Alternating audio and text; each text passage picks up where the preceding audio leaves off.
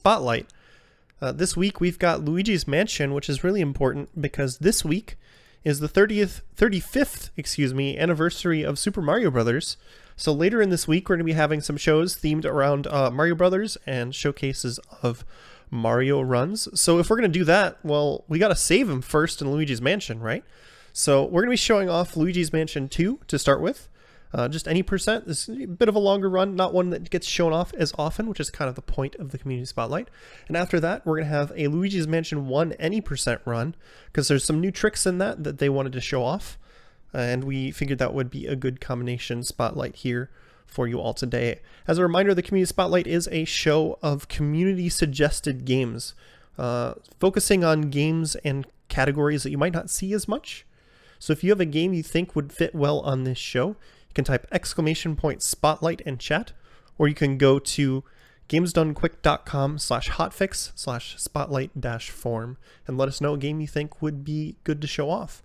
But besides that, make sure you tune in later this week for all sorts of other Mario-themed showcases, like we're going to be having Kingdom Hearts, well-known Mario game, Link to the Past, and Celeste. But all the jokes aside, we were going to have a big showcase on Friday of Mario games, and then there's going to be a new Super Mario Brothers relay on Sunday. But now that we've got all of that out of the way, Banana, Rex, how are you both doing today?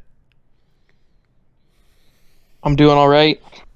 Me too. Feel good about this. Yeah, it'll be fun to watch. I feel good about this run. I'm excited for you, Banana.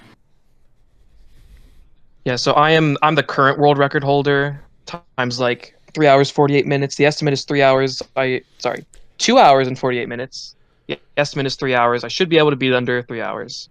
Rex has been in this community for 2 years, right? About 2 years, yeah. I don't personally run any percent. I hold the second fastest time for New Game Plus, which is this category, but a little bit faster, a little bit different. And I hold about a third of all the level world records for the individual levels in the game. Yeah, I'll get more into some more of this stuff when we start. But you want me to just give a countdown and I can start this run? Okay. So 3, 2. Oh, hold on. You can start it on go. Let's do that. Good. 3, 2, 1, go. Okay, so what I'm doing here is I'm going to the home menu, because as soon as you start the file, the game automatically saves, and there's an unskippable 3-minute cutscene at the very start of the game, which is actually a little weird because most cutscenes in this game are skippable, which actually what makes this so fun to run. There's so much gameplay, you're not watching many cutscenes, so I can just go right into this file. We don't get to see Luigi get kidnapped, unfortunately. And yeah, we just get right into this first level. And you can skip all of Egad's dialogue, too. We cannot... So walking backwards here is a little faster. So this first level is kind of like a tutorial, and Egad is just going to keep calling us like 6 times or something to tell us how to play the game. We can skip these calls, but it's still kind of annoying because you gotta open the call and then you gotta skip it, and it takes like 8 seconds a call, but... Yellow. Yeah, so now Luigi can run. Egad had to teach him how to do that. And... let me get to this window. So yeah, this first level, the game kind of starts slow. As a lot of games do, this first mansion is more slow. It gets a lot more interesting. There is a cool trick in the second level of this mansion that I'll be trying to do. But a little more about any percent. So, in this game, you can get gold, just like the first game, but you can actually get upgrades from getting gold. And, give me a second, let me see if I can do this. Yep, so what he's trying right now is it's a trick called early mouse. Basically, if you flash, or if you shine your light on the mouse twice, if you shine the light on the mouse, it'll stun him, he'll jump, and he'll stay in place. And if you do that fast enough, he'll be right up against the stairs, and you can immediately grab the key. So he was close with getting that. but you still had to go run over and grab the key. Yeah, it's actually possible you can not stun the mouse at all, and then you have to chase the mouse all the way around the fountain, and it takes even a few more seconds, so yeah, not really a big deal that I didn't get it. So now we have the poltergust, and we can suck things up. We will not fight a ghost for another few minutes, though, even though it is a game about catching ghosts. We gotta do more half-tutorial stuff. And don't know how this key got up here. I would suggest ghosts, maybe. Okay, so what I was saying about the gold. There's a bunch of gold all over these mansions, and you get upgrades for them. So I'm going to be trying to get gold quickly, but not go too far out of my way to get gold. Because I want to get those upgrades that help me defeat ghosts faster. So you'll see me get some gold throughout the runs, and just a million cutscenes that I have to skip here. And there actually is a little shortcut in this level that makes it a little more interesting, even though it's just skip cutscene simulator, is that we can just kind of bring this fan down from halfway up. Normally you have to go all the way up the stairs, so it saves a little bit. And so here's one of this game's big gimmicks. So in the first game, you stun ghosts simply by having your flashlight on them. In this game, I guess the ghosts are stronger or something, and that doesn't work anymore. So you have to actually flash them with this strobe bulb. And then you can start sucking them up. And I just got one more EGAD call. I think this is the last one until the end of the level. Already at like 5, I think. Okay, so we're just gonna go peep on this ghost in the shower. Don't know why they get embarrassed, because they don't wear clothes.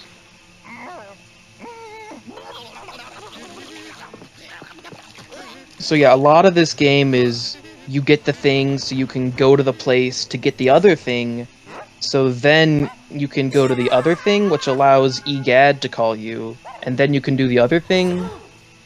So a lot of levels are like that, but obviously that's a big So there's generalization. still a lot of managing, like, So story here's some triggers, is what ghosts. you're saying? Yeah, a little bit. There's a whole bunch of stuff you have to do. And There's some weird cases where we have to do things kind of out of our way just to actually progress the level and the story. Otherwise, you can't actually like get to the end of the level until you do something specific. We'll see that more in like the mid and the later parts of the game. okay, so I want to get a triple here. I only got a double, that's alright. Because they drop more gold. If you have like 3 ghosts, you can only have up to 3 ghosts. Which I think is partly because of how easy it is to stun a bunch of ghosts with the strobe bulb. But you get extra gold, so you want to get triples. Also, that if you saw that gauge appeared, it fills up, and then I press A and it does a burst of damage to them. That's what the upgrades do, they make that better. How much are you able to do out of order in this game? So there's a few missions where the game gives you like 4 things you have to collect, and you can get them in any order, but the fastest order is pretty obvious most of the time. There are a few skips in this game. So most skips are, there's a room that you're supposed to fight ghosts in it, but you can just like skip them. Sometimes it's something really simple, like you just go to the door and it just lets you through. But other times you have to kind of take advantage of how the game deals with priorities when you're doing things. We'll see more of those in the next mansion. So a lot of the game is very linear. Not this level, but the next one has a completely different route in another category that you aren't able to do in here. It's the only level in the game that has 2 completely separate routes. I think that's really interesting about that level, but a lot of it is pretty linear. So you're gonna see Luigi going up to this door to trigger a cutscene, which spawns a key in a different room. You have to get the key. Basically, just do kind of everything in order. But yeah, like Banana said, there are some skips in the game. He's pretty good at them though, so we'll definitely see some as the run progresses. So there's another thing, like a small thing. A lot of strategies you do in this game are kind of small because just the way the game is so linear, it's hard to have big skips. Although there is a few kind of big things. But every time you complete a room, Luigi does like a celebration animation. But if you search a piece of furniture, it kind of skips that. So we try to skip those animations as much as we can. And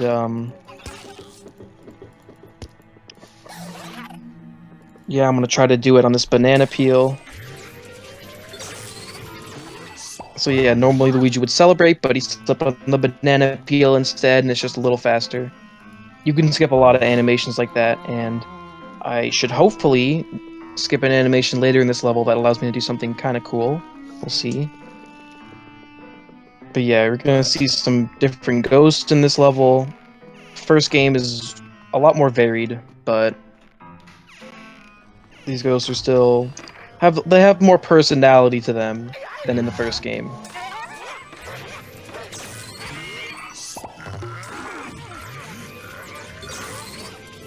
So this is what we're fetching this time. We're getting these gears. So we have to go around and collect these gears, and then we beat the level. And a lot of the optimization is just you're trying to get ghosts as fast as you can. You want to get doubles and triples because that makes the gauge go faster and you do damage to 2 ghosts at once. In this next room, it can be annoying, but I should be able to get a good triple.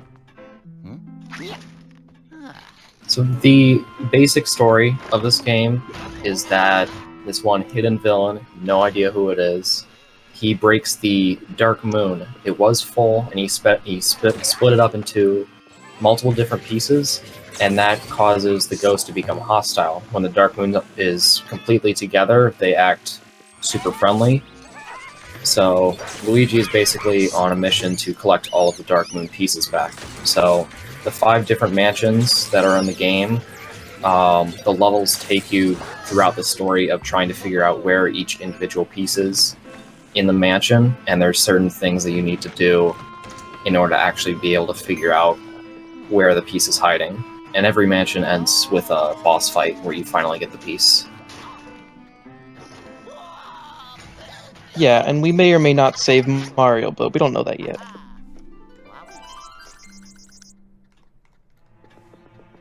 So we just have another room. These hiders can be... The hiders are the blue ones because they hide in furniture. They can be really annoying to deal with, especially if you're trying to get other ghosts because they throw things at you and they have, like, dead shot aim, so they always hit you. I'm gonna do another animation skip on this tarp because if you grab something, it actually skips it too. That's a better kind of animation skip because the searching furniture animation is just a little longer and the tarp is like instant basically.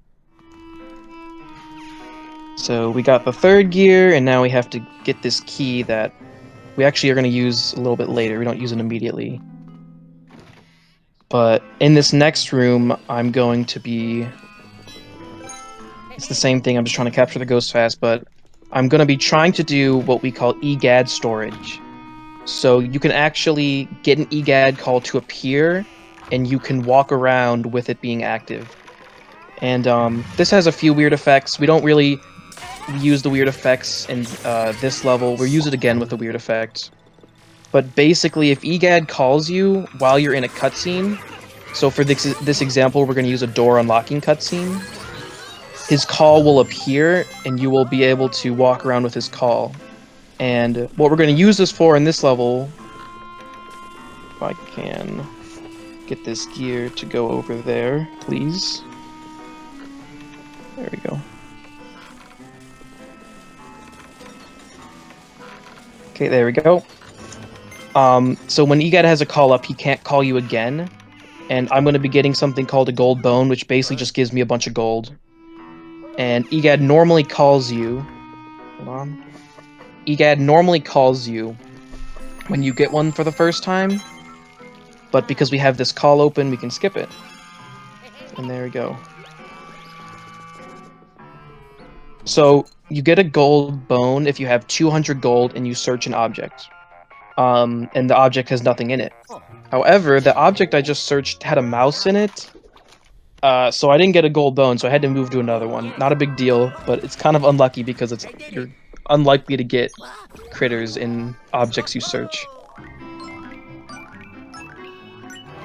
So yeah, the gold bone counts as 200 gold, which means I basically almost doubled the gold I got that mission, which is going to be very helpful. So what's the gold routing for? Like, what's the mission for how much gold you're collecting? So, what the gauges do is the first gauge is the one that you have by default does 10 damage. The second one does 20 and the third one does 50. In the next mansion, there's a level with the ghosts that there's like a mini boss that has 150 health, 100 health, and 50 health. You really want to get the first upgrade before them. And we only get about like a few hundred to spare. So it's very important that we do that because that almost doubles the time that it takes for us to do that fight. Sorry, halves the time. Yeah, so you're just routing out specific times you want the upgrades with the gold, that is? Yeah, and with the third gauge, it does 50 health, but it takes a lot more gold, so we can't get it before that mission. And then in like the fourth mansion, there's a bunch of ghosts that have like over 100 health, and that's when we want to make sure that we get that last gauge. And then once we get the last gauge, we ignore gold for the rest of the run because any upgrade wastes time. There's a animation that plays, a cutscene that you can't skip after the level. So if we can avoid getting the last unnecessary upgrade, it should be pretty easy. Normally, the last upgrade's 10,000 gold, or is it? Yeah, 10,000 gold. And I normally end with like only 8,500, so I shouldn't be even risk. There shouldn't even be a risk of me getting that last upgrade, but something I have to keep track of. So there's 5 upgrades total that you can get. He's going to be getting the first 3, and right after the third, he's going to be trying to avoid gold if possible to not get the 4th and 5th, because like Nana said, it does lose time each upgrade that you get. And the 4th and 5th, they require so much gold that it's not even worth getting those. This is the fourth. Also, the fourth one isn't really helpful because it upgrades the dark light, which we haven't gotten yet. We'll get that next mission. But it just isn't really necessary to upgrade that in a speed run. It might be more helpful casually, but in a speedrun it's not that helpful. This fight's actually really annoying because they throw books at you, and I'm going to try to double them. And now they're both throwing books at me. Oof. Okay, that wasn't that bad. I'd like the extra gold that I would have got from doubling them, but there's a thing with this game where if you get the ghosts to below 2 HP and then they let go, you suck them up instantly. So that was a good time to drop them because I was able to just suck them up instantly and quickly. If they're at like 3 HP, it would have taken like twice as long probably. That's actually a pretty good time for A3 and any percent. If you see the end of the screen, that's something that makes speedrunning this game and getting into speedrunning this game like so fun. Every single mission in the game has its own timer that keeps track of your time in the level, so it's really fun to try to improve your time on just a single level. On the leaderboards, we don't require video unless you get a world record, so you can just take a picture of your time and we'll accept it. So it's definitely a really fun way to get into this game. I know that when I first started running this game, the first thing I did was do some ILs, which are individual levels. So in this mission, we're going to get the Dark Light, which basically allows us to reveal invisible things. It's also in the third game, but Luigi's Mansion 3, but it kind of takes a backseat in that game because that game has its own little gimmicks.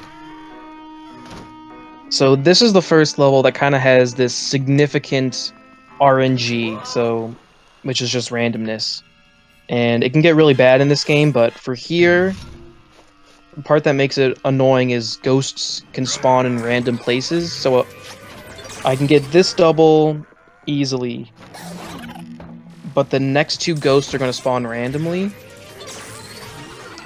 Okay, so they spawn favorably, but sometimes they could just spawn on opposite ends of the room, and then you can't double them, and then one goes into a furniture, and then you have to go over to the furniture, and it just takes forever. I got really lucky there, and they spawned near each other. But yeah, there's a lot of missions where just the ghosts and their movements all random, versus the first game where every ghost is in a set position at least the first time they spawn. The nice thing about after you beat the game for the first time, you can go back into any individual mission like as much as you want, and the RNG is like the randomness is really heavy in some missions, but really like it's non-existent in others, or it's very small. So if you just don't want to deal with any sort of randomness, you can only just try and improve your times on those levels specifically.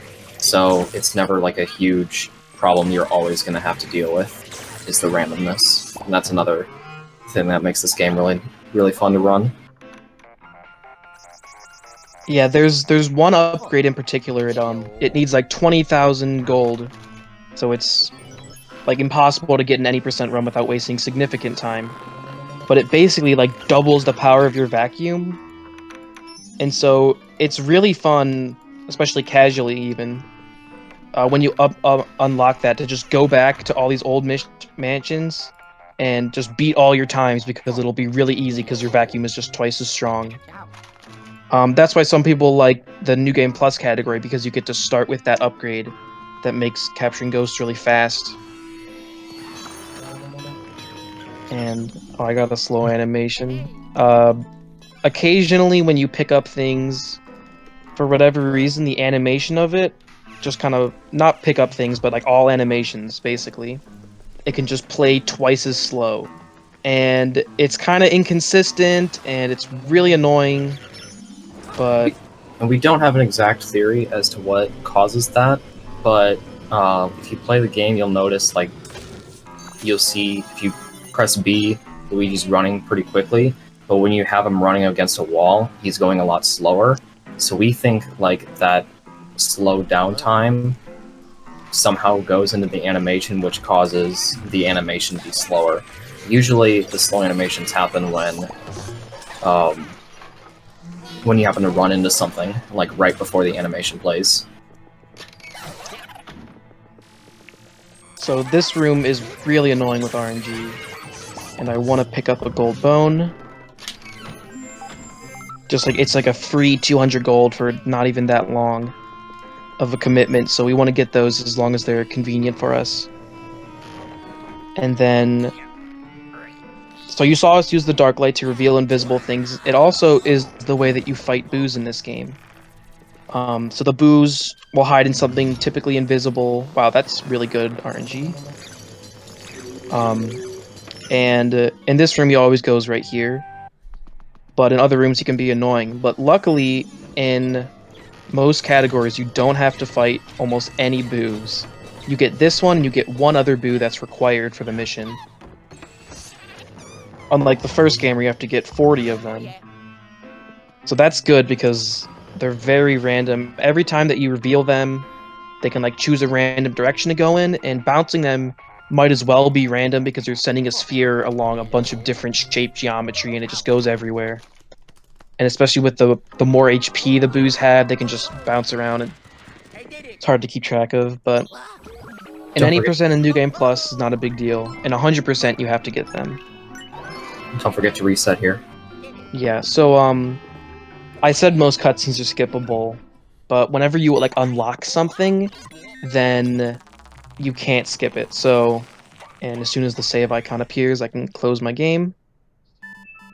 So after A4, that mission I just played, you unlock the Scarescraper, which is the online version of this game. You can play with friends, and it's kind of a glitchy mess in this game, but it's still really fun, despite that. So you unlock that, and it's unskippable, but you can do this to skip that. And I'll do this every time I get an upgrade too. So we'll be doing that 3 more times. Something else about the boos, we were talking about earlier, they all have a unique name in the first and the second game, but for some reason that one that he just fought, Nintendo, for some reason, they just didn't give him a name. So we've given him like multiple different names, but there was no actual official name for that one boo. He's forever nameless. So coming in, we're going to the 5th mission, A5.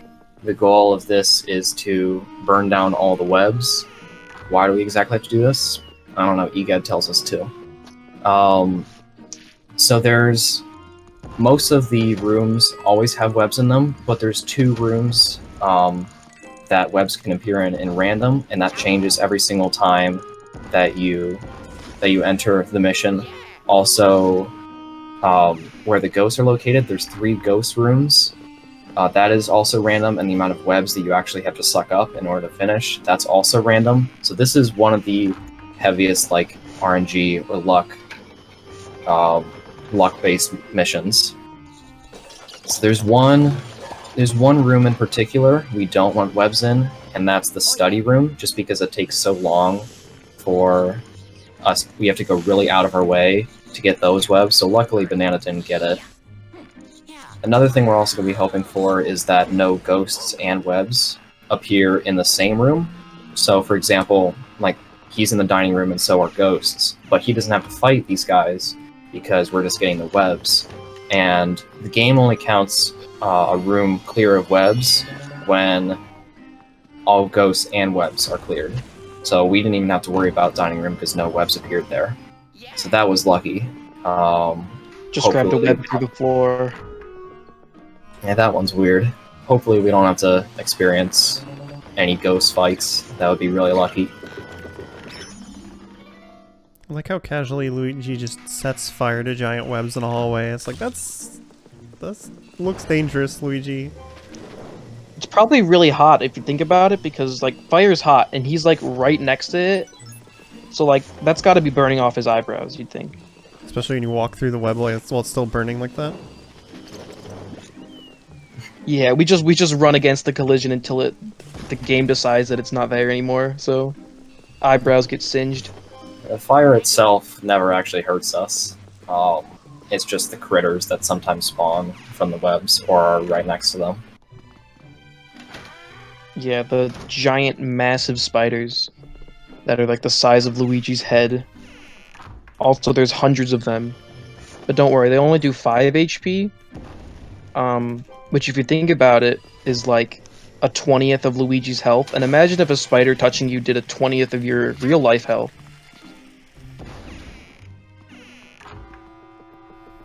So, I got ghosts in this room, and it's not the best room to get ghosts in because it always has this slammer, which is the one with a bunch of HP. And the ghosts that spawn are random.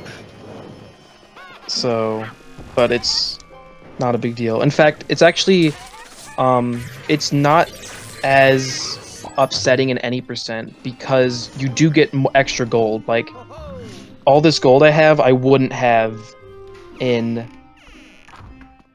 Like, I wouldn't have it, so it's good to have extra.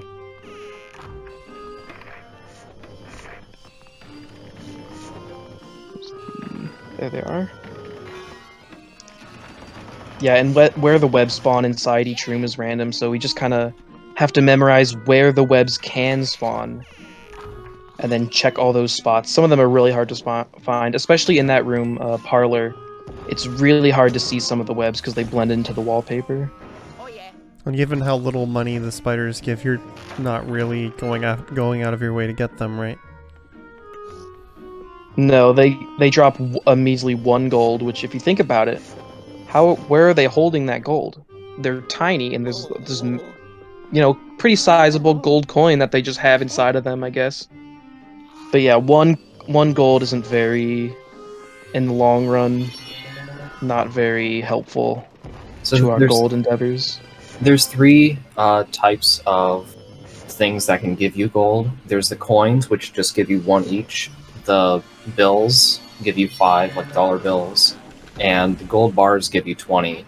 So he's especially going to be going after dollar bills and gold bars, because those give you the most.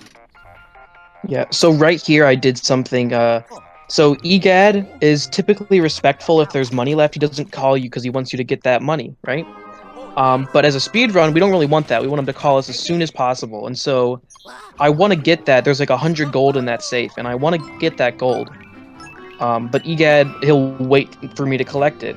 But if I open the safe and then he calls me, the gold just shoots right into Luigi. He collects it without even looking at it, and it doesn't delay his call at all. So that's something kind of small at 8%. The run's really filled with a whole bunch of small stuff like that to save a few seconds there, here and there, which really add up over 3 hours. So is that him calling because there's no gold, and then you pull it out while he's in the process of calling you, basically? Yeah. Because if there's gold lingering, he's not going to call you. So we take advantage of the time it takes for him to call. Let me get it. And so this is the boss mission. Most mansions will have 4 levels and then a boss mission.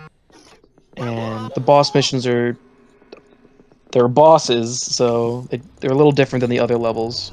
This one in particular, you know, if you're afraid of spiders, you might want to look away.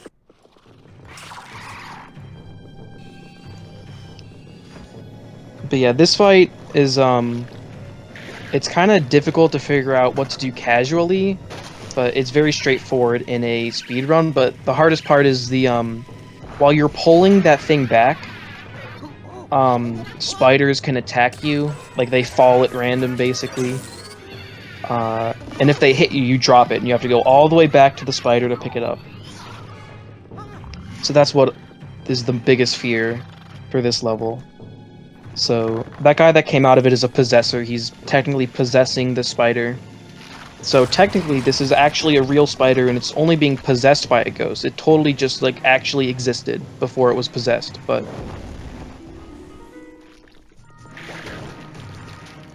yeah, there's not much gold you can get in most boss missions, I should say. So that's not something that we worry about in them.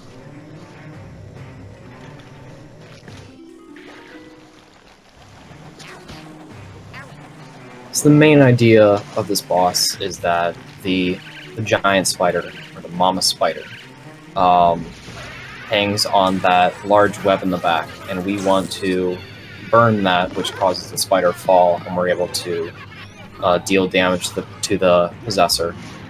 Each one has 3 phases, so every single boss, there's three individual parts to it. So he's coming up to the 3rd phase right now. So something that you don't really know if you don't know the game at all is that the boss themselves, when they come out of the thing they possess, actually have an attack. They charge at you with like a shield. But we can actually skip this if we stun them fast enough. So I've been stunning them as soon as they come out, and we call this shield skip because we skip their shield attack.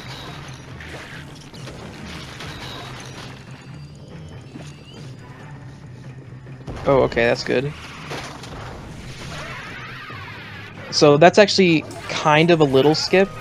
So normally you're supposed to carry the web ball all the way down there, and then light it, and then carry it all the way back so that you can light the other night,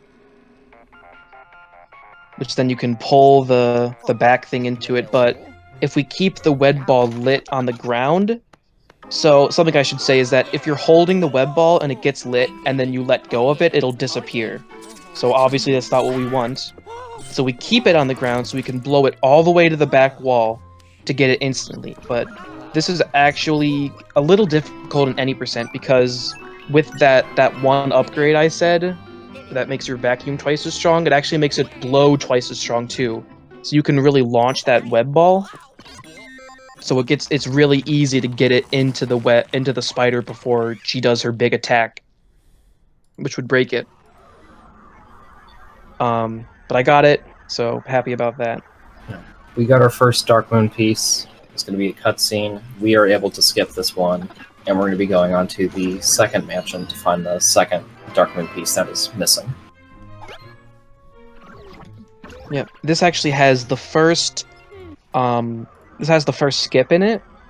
There's like three, maybe there's like three skips in this mansion alone. It has a lot of skips.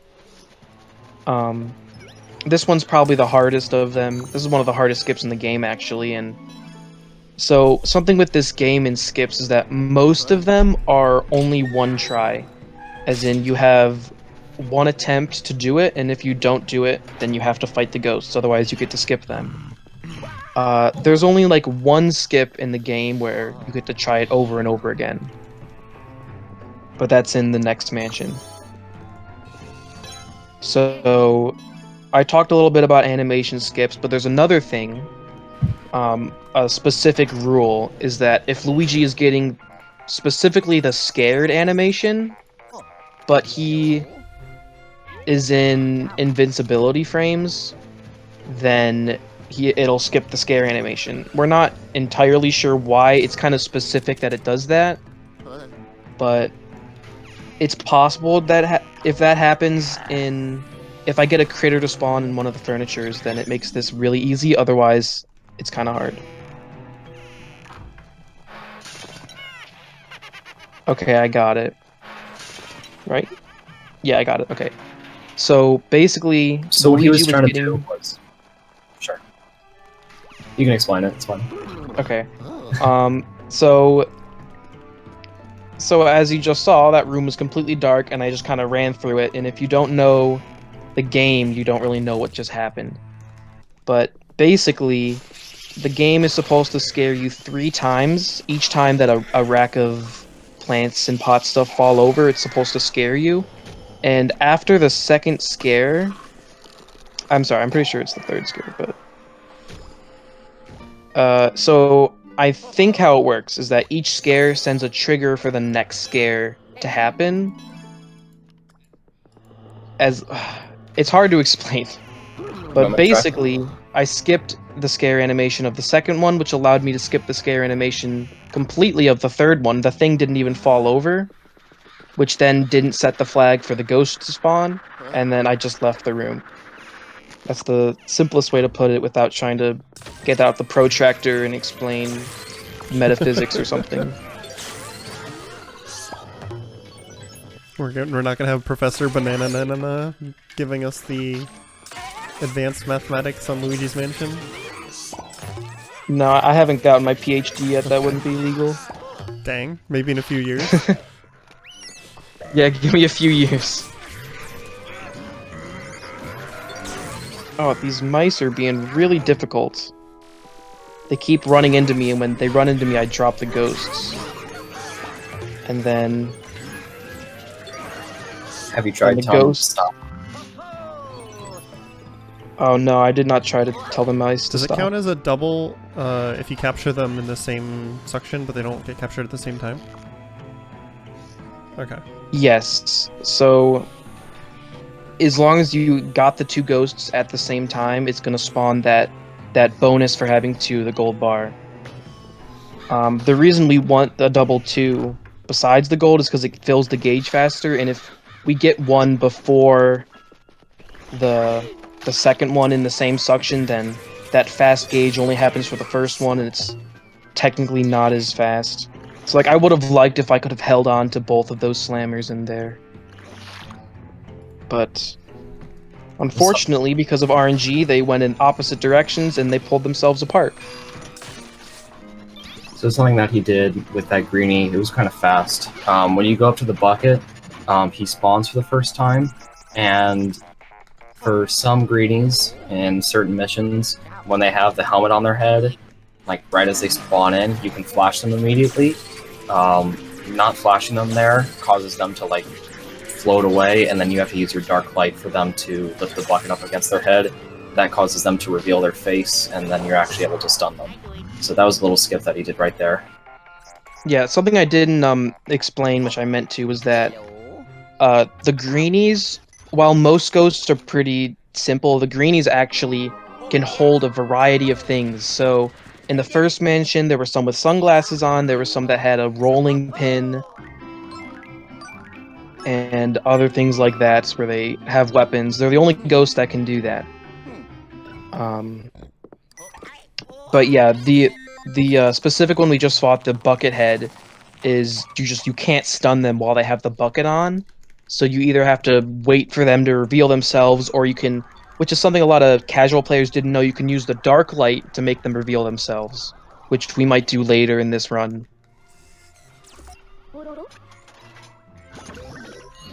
Okay, so I need 510 gold to get the upgrade, and I should get that pretty easily. You can get like almost up to 700 gold in this mission sometimes. So I should be able to get the upgrade. So you saw I just delayed going into this room. For whatever reason, this gate right here, if you immediately run into the room, it just like doesn't work. It just like you have to run into it, start spinning it, and then you have to walk away from it and then walk back to it and then spin it again, and then the gate will work. But some time ago, we figured out that if you just delay entering that room, the gate just works for some reason. So there's a bunch of stuff like that in this run too, where you have to figure out when the game allows you to do things. So we have like another kind of fetch quest mission here. So you didn't see it because I skipped the cutscene, because, you know, skipping cutscenes is fast, I'm sorry. But basically the hiders pulled that gate apart, and now we have to go get the gate pieces back. The story for this, we just completed the first level. We got water flowing back in throughout the mansion, so all the plant life is thriving again. And EGAD has figured out that the next Dark Moon piece is at the top of the tree. So the next few levels are going to be us trying to figure out how to get to the top of the tree. And that cutscene that Banana skipped, he was trying to open the gate, but 5 hiders pulled off 5 of the gate pieces that allows you to go into the tree. So now we have to go get it back. Yeah, those scoundrels.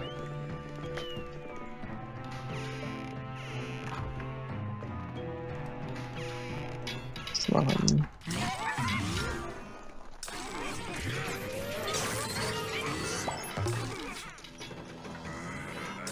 This mission has some cool animation skips that you can do, specifically with the pinwheel, the pieces of the gate that he's collecting. So for the first one specifically that he already got, it was previously, if you stand right where it'll land, you'll do the victory animation for clearing the room of ghosts, but he won't do the animation of him celebrating that he got the piece. It's only that one.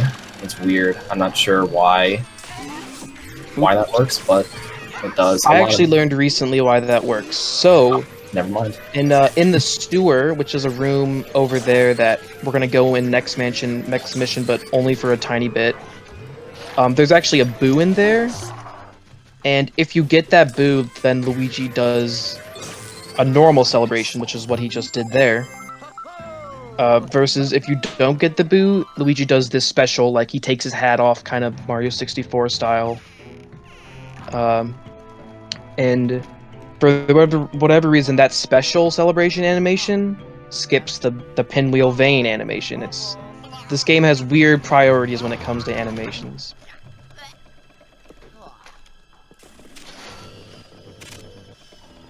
And I'm trying to get this gold while I have a free time. Anytime that we're waiting for something, we try to get gold, as much gold as we can. Because what else do we have to do?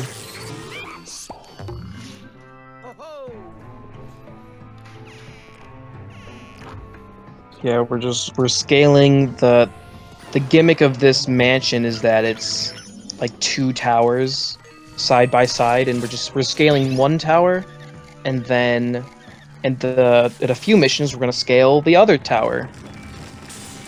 And this game kind of has progression like that, where in one level you do a little bit of the area, and in the next level you do a little bit more of the mansion, and then in the third level you do a little bit more, and then yeah, it's just kind of like that. That's how the game kind of does progression.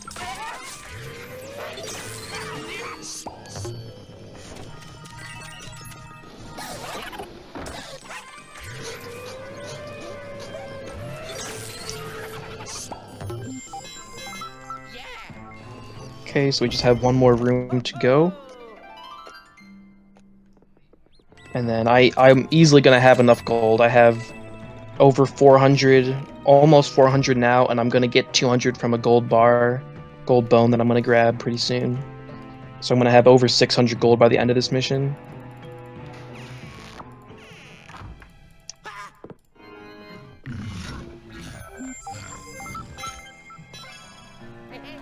So then hopefully these guys can pull really hard. So we want them, if they do pull, to just pull in the same direction, which they did. Luckily.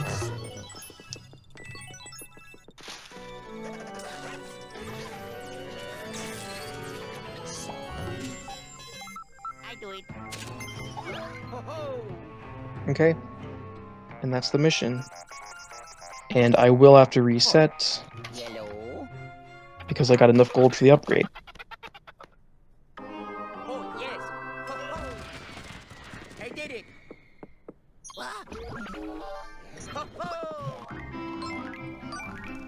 So in the next mission, there's going to be a section where there's this staircase, and there's 2 options to pick, and there's 3 levels, but each one has a 50% chance to spawn ghosts.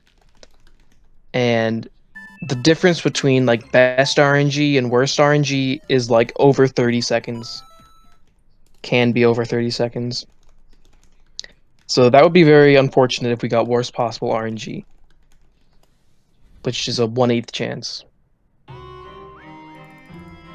But that's more of a light version of the boss mission of this mansion, which, if you're familiar with, is very RNG heavy, and we'll probably get into it a little later. But it's sometimes you gotta question why they make certain things, and that's gonna be a level where you question that. But yeah, this is also something the game does, which the first game doesn't do like at all, which is where a room you've already been in changes just kind of randomly. So now this first gate is blocked by this guy, and you just gotta kill him. And this room used to be light, but now it's dark and there's ghosts in it. The game does that a lot, versus the first game kind of keeps consistent. If you've cleared a room, then that room stays cleared. Well, that guy has more HP than I thought he would have. So now you can see the bar where he's doing damage. There's 2 different sections. The first one's blue, the second one is green. So the green one does 20 damage, so we're going to be using that a lot more, especially throughout this specific level. He's going to be able to do tons more damage really quickly. Yeah, another thing about the gauges is that they drop more gold, and we got bad RNG. But with the first gauge, if you defeat a ghost with the first gauge, it drops 3 single gold coins. If you do a second gauge, it drops a gold bar, and if you do a third gauge, it drops 3 gold bars. And then, of course, if you have doubles and triples, it drops 1 extra gold bar. Okay, so we got, like, second worst possible RNG. Which is not great, but it's fine, I guess. So I'm going to be trying to do an animation skip here, which is kind of hard to explain, but I have to push this thing, and then I have to suck. The pushing it makes it so that when I get control again, it'll be inside my hitbox, and I suck. Oh, unfortunate, I didn't grab it. And I suck so that as soon as I get out of the call, I do a little suck with the poltergust. And you can grab the thing I took to get down before Luigi does that disappointed animation, but unfortunately the web ball was just barely to the right of me, so I wasn't able to grab it, which is just a little unfortunate.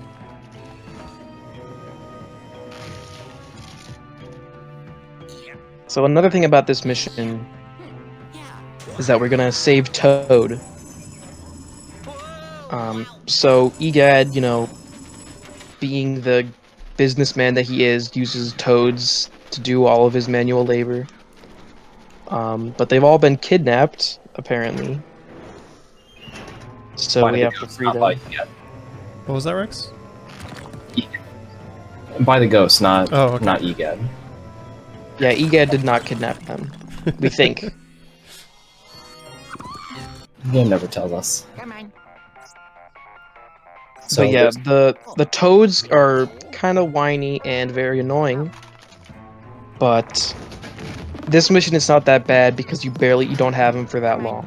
But in other missions where he just kind of runs around and he gets stuck on things and you can't leave the room until you are with him, and it's just very annoying. So the game gave me bad RNG. I want to get the one that has the lowest amount of health first because it's really hard to avoid her attacks. Yeah, so there's three different. These are the three sisters, and they, as you can see, they each have like a different size. The smallest one has the least amount of health, but it's the fastest. Like it can attack you much quicker than the other ones. So preferably we want to get the smallest ghost so that we don't have to worry about her trying to attack us while we're getting the others. That was extremely close to getting me. So the thing is that while it is the smallest and fastest, its attack is really short. So in theory it should be easy to dodge, but it's actually really hard to dodge. Meanwhile, the big ghost has a really slow attack, but its hitbox is huge, which should make it harder to dodge, and it actually is kind of hard to dodge because it's really hard to time. So if you didn't know, you can press B to jump, and that kind of negates all hitboxes basically. So you just kind of go through anything that would have hit you, and it's really hard to time the big ghost because she takes so long to attack, and the hitbox is active for so long. So the reason that he flashed Toad with the strobe bulb was that whenever you enter a room filled with ghosts, Toad likes to scream and run around, and he continues to do that until you actually manage to calm him down. So you can do that by flashing him with your light, which makes him dizzy, or you can just pick him up with your vacuum and then immediately release him, and then he's calm again. I do it. Yeah, he's also afraid of water, and he won't run over it voluntarily, so you have to shoot him across of it, which I guess... He's also afraid of ice. He's basically just afraid of everything, and it can be very annoying. In the third game, they made it so that Toad doesn't have to be with you for you to leave a room, and it's so much better.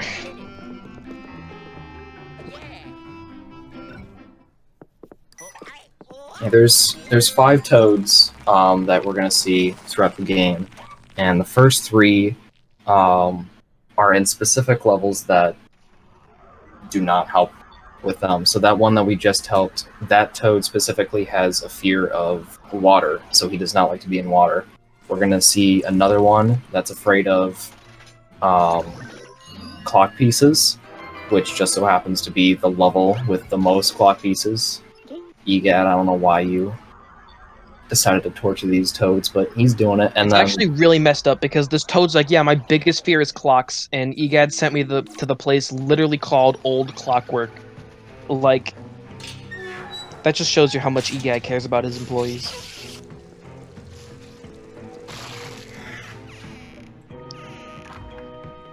Okay, so here's that level I was talking about where we now explore the other side of the mansion.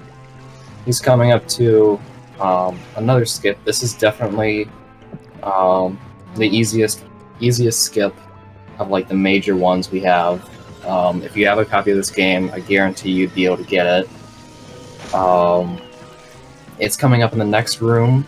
So basically there are going to be 5 ghosts that appear, and if you select up the second and the third ghost at the same time, the room will light up and the gate blocking the door will disappear, and you're able to go through it. But then it becomes dark again, and the 4th and the 5th ghost spawn, but since it was already lit up, you're still able to leave it.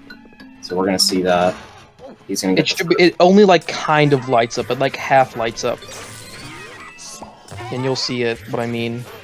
The game like changes its It mind. just kind of changes, and the gate's still there. You can see it there, and Luigi just kind of goes through it. He's walking through right now. So that's Yeah, one of the once problems from Skip. It's very easy to get. Yeah, you could probably have done it on accident casually if you were by that door and you tried to Is there go like through a it. It's is just there a it's that specific place easy. you have to stand, or just walk up to the door and go through? No, you just walk up to the door and you can just Okay. go through it. The only requirements are that you suck up the second and the third ghost at the same time, because right after one of those ghosts goes in your vacuum, the fourth and the fifth appear, and they prevent you. They keep that gate down. So there's a brief period between the second and the third ghost and the fourth and the fifth where the room gets where the room lights up, and that's what causes you to actually be able to go through the door. But it never actually makes the room dark again. So you're able to go through there. Yeah, these beds aren't RNG. They do the same pattern as long as you pick it in the same order. And it might have looked like I was just spinning for fun, but it is actually faster if you spin there. For whatever reason, if you're spinning when the hiders poke up their heads to peek at you, they just they go back down sooner. I think they see you spinning and they just like get scared.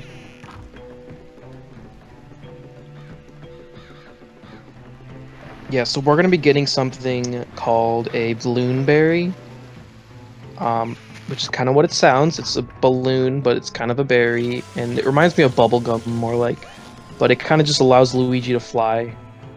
And we actually had this in an earlier mission, but I forgot to touch on it. So we don't use it that much. That might even be like the last time we use it. I think that is. Yeah, you only use it like twice in any percent. You use it a little bit more in 100% because there's some things you can only get with them.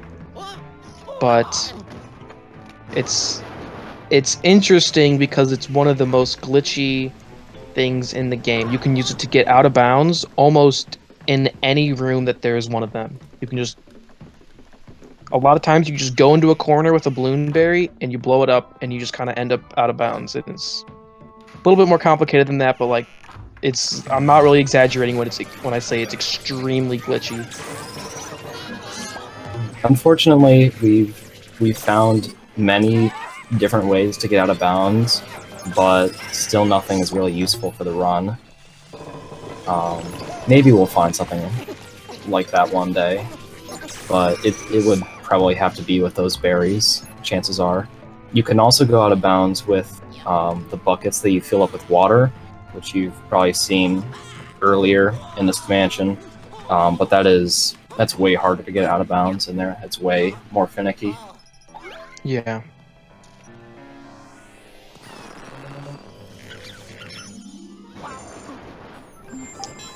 So we're coming up to the final room. This mission has been all about grabbing a key to unlock a door, which was at the top of the tree. But during that cutscene, there's this one dog that takes. Actually, no, it's the cutscene that's going to happen right after this. The dog takes the key. That's the Polterpup. You've seen him in Luigi's Mansion 3. So next If mission. you noticed, I grabbed the key from under the diving board, and just the way the hitboxes are, you can just grab the key like that. Something else, a side effect also, if gold is still on the pool, EGAD will completely ignore that, when usually he waits until all the gold is removed. When you pick it all up from off the floor, he just doesn't care if you don't actually go on the diving board.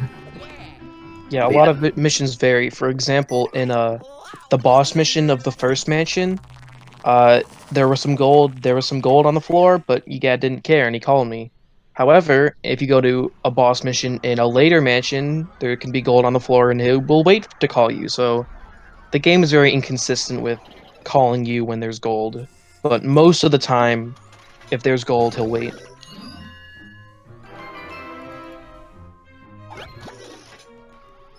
So this level has a interesting skip. basically the dog just took the key, and now we have to go chase the dog.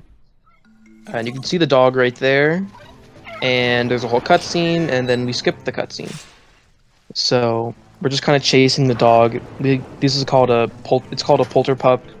So we call these polterpup missions. There's a few of them where you just kind of go around chasing the dog. And here's one of them.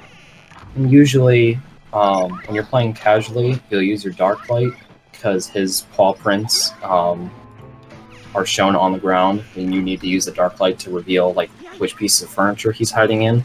But it's always the same pieces in the exact same order most of the time.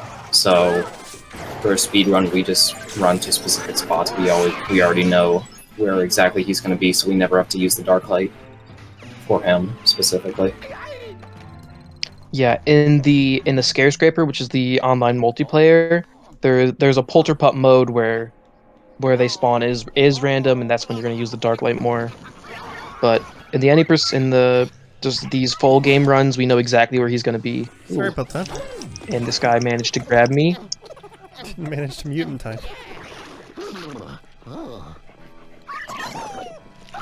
Normally you can just kind of shimmy around that if you stun him, and then you can just kind of walk through him.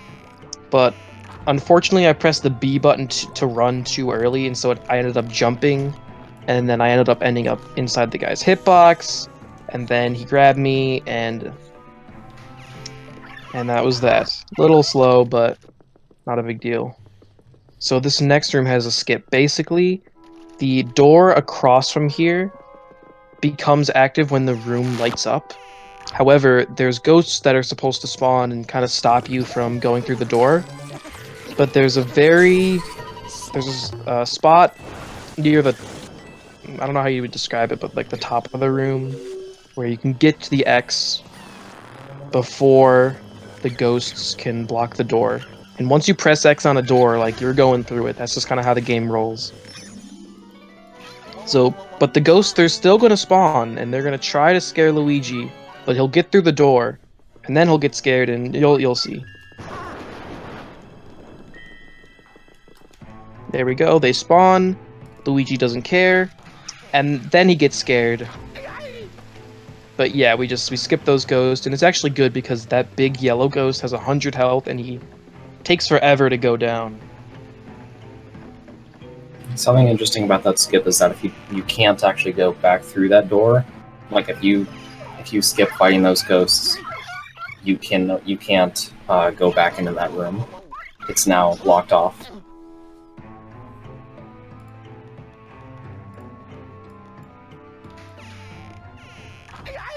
So I'm gonna ignore these guys, they're not required. And we do have to use the dark light here because it can be in one of 3 options, but we don't have to use it. We only have to use it enough to know which option that he's going to be in, and you can normally do that after only like 1 flash with the dark light. I needed 2, but I just wanted to make sure.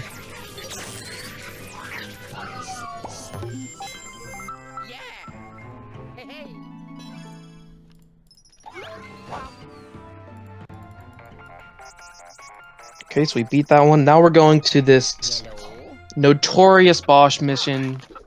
We're gonna have 20 rows of stairs, 3 columns, and each stair that you can go up is randomly determined. You can go up only one of the 3, and it'll show you the path only for a bit, and you just gotta try to get up.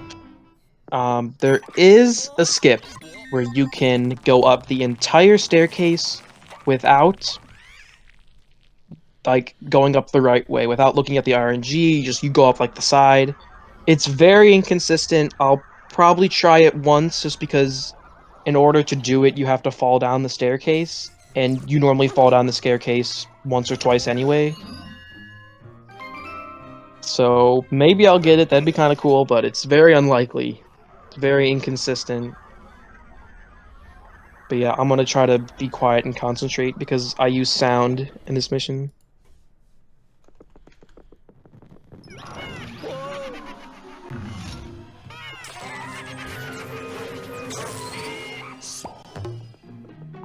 Right, middle, left, middle. Middle, left, middle, right, left, left.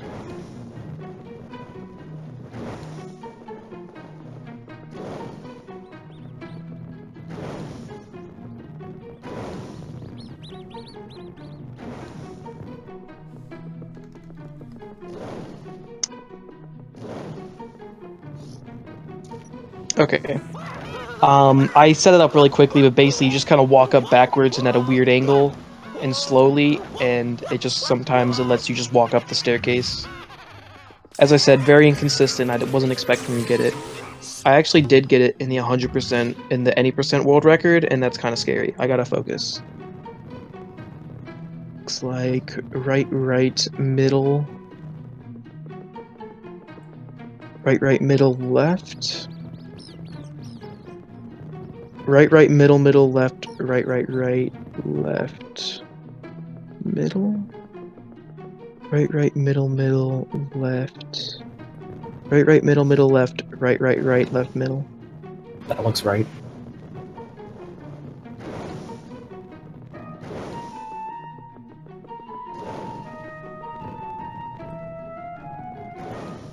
Okay, we should be good.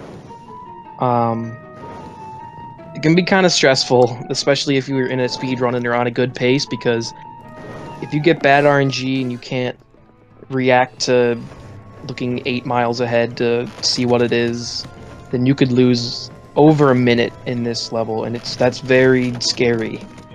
The optimal thing to do, good job with this. That was a pretty tough pattern. The optimal thing is to only have to fall down the stairs twice, the first time being like right at the beginning, because you can't actually see the pattern until you fall for the first time. If you fall for a third time, it can lose you about a minute, like Banana said. If you fall at the very top, you could be losing just like 45 seconds for that alone.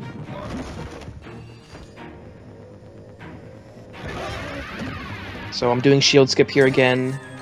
You just stun him early enough and he does it. In the next boss mission, we actually won't be able to shield skip.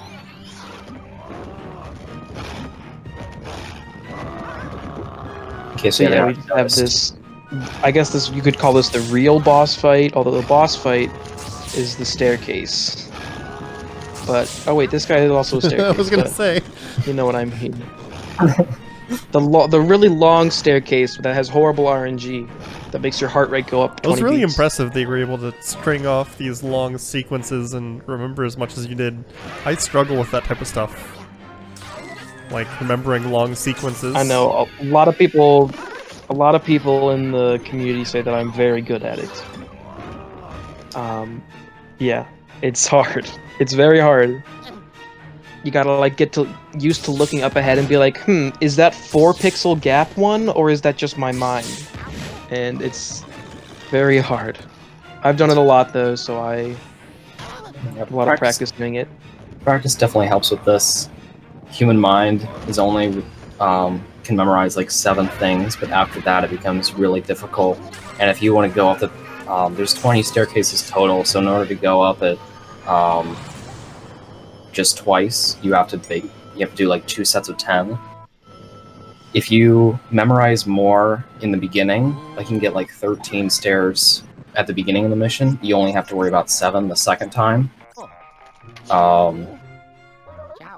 So that's something that like much later, once you kind of feel confident with it, you need to, at least for me, I think like, do I go up a few extra sets of stairs now and possibly lose just a bit of time because I have to go back down and climb them up again, or do I risk falling down a third time? And sub 4, that's actually a really good time. It's pretty good, yeah. World record without the skip is a 3:32. 30 something, yeah. The skip saves about 40 seconds from what the current no skip world record is. So without the skip, it's 3:32. With the skip, it's 2:50, I think. Yeah, something like that. But as we said, the skip's really inconsistent. You only see that in IL runs because you can just grind the level over and over until you get it first try. Which, even in that any percent run where I said I got it, it was second try. And as I've said before, it's very scary having that in a run, knowing that I'm going to get to B-Boss being like, yeah, I'm unlikely to not lose a bunch of time here. That's really like the only major skip that doesn't have a setup. So if there's anyone in chat that thinks they can find a setup for us, I mean, What's the bounty on it? Like $50? Didn't I think- Riddles put a bounty on it? he's broke now though, so I can give the 50. Good luck. I don't even know like where to start finding a setup. It's like a specific angle and a specific speed, and they both go together into making this perfect skip. That is really hard. Anyway, we're in this next mansion. Old clockwork. I just kind of grabbed some things to get the thing so that we can unlock this door so that we can go to the place. Do you want to explain the lore, Rex? Sure. So, I think like really early on, or right away, Egad already knows where the Dark Moon piece is. It's at the very top of the old clockworks, and you need to inspect this gate. As you can see, Luigi has no idea how to work it.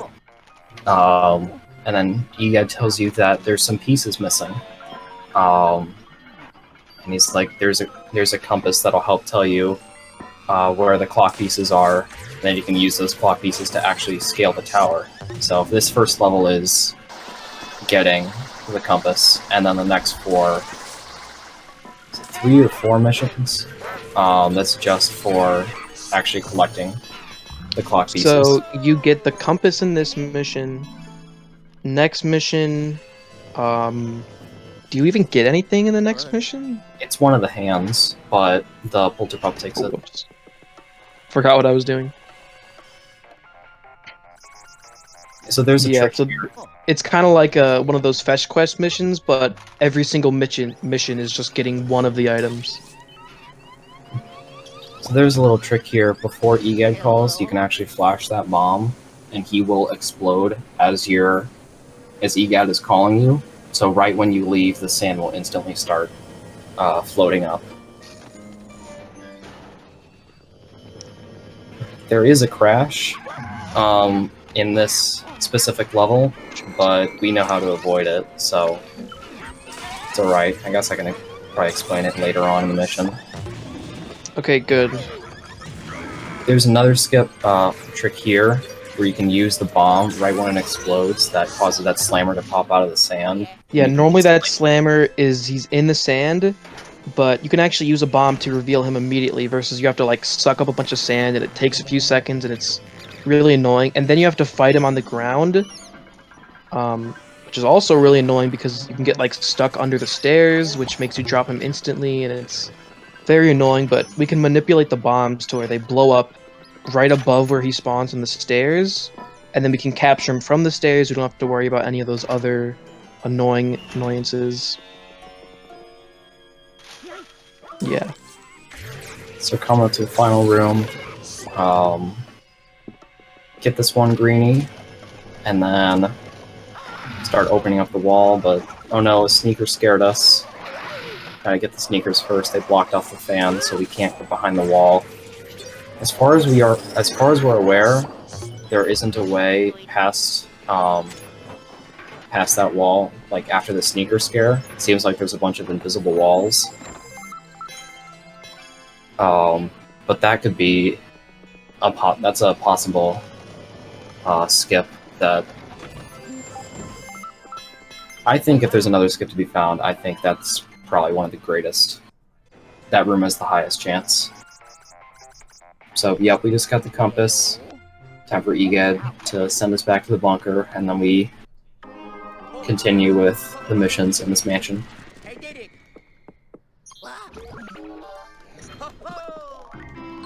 Yep, and I also got a gold bone, which I normally I should have grabbed a gold bone in B4, because getting a gold bone in this mission is a little more inconsistent. As you see, I had to I had to get up to 200 gold before I took it, and that cost me a little bit of time. But not a big deal. We should be totally fine on gold, especially when we have an extra 100 from A5.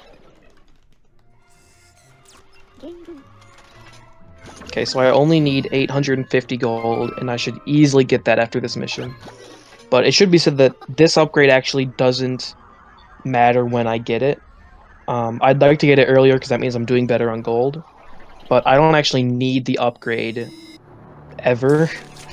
But the upgrade after this one is very useful, so it's worth getting the upgrade we don't use just so we can get the upgrade that's very good.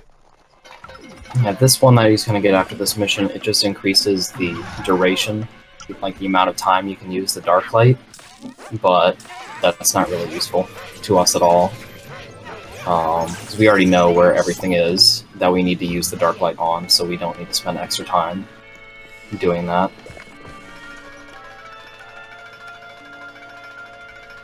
It's funny, in the third game, the Dark Light doesn't even have a gauge. You can just use it instantly. I mean, you can use it forever without worry about it running out. You can tape your X button down, go to sleep, wake up, it'll still be running. In this game, no. As long as you keep your 3DS plugged in, because it would probably die, or your Switch plugged in, because it would probably die. That's right. Forgot battery was the thing. He's doing another animation skip, so usually... I messed up. This is a little late. Usually, that crate goes down, you get the gold bar, and then the sneaker scares you. But there's a spider right in front of the crate, so if you take damage, if you run into the spider, take damage, you can use the invincibility frames to skip the scare animation from the sneaker, and you can start sucking them up instantly.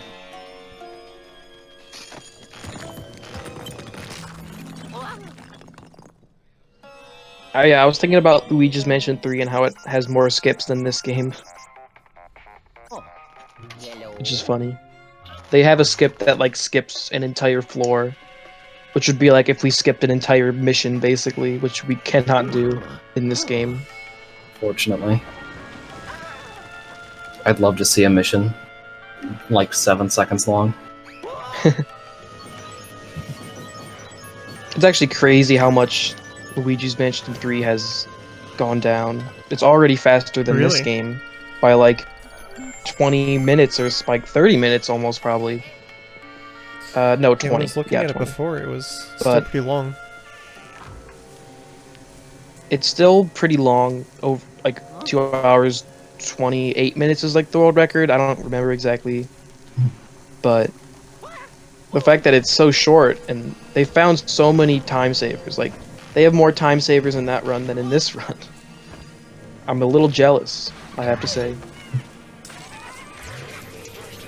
You know, in the first... So this section is kind of like an auto scroller. So I'm just waiting for the sand to go up, and I'm basically just trying to get as much gold as I can. So I'm trying to get the gauge 2s because they drop more gold. And then if I get a triple, they're all going to drop extra gold. And then this gold green is going to spawn, which is similar to a speedy spirit in the first game. It drops a bunch of gold when defeated. And then 2 more greenies are going to spawn. And I'm going to get gold from them, and then some sneakers are going to spawn.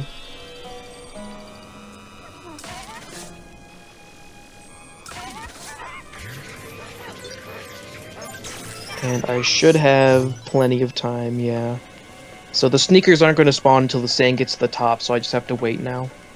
I like to go inside of this rock because Luigi can just do that, I guess. Never noticed that for some reason.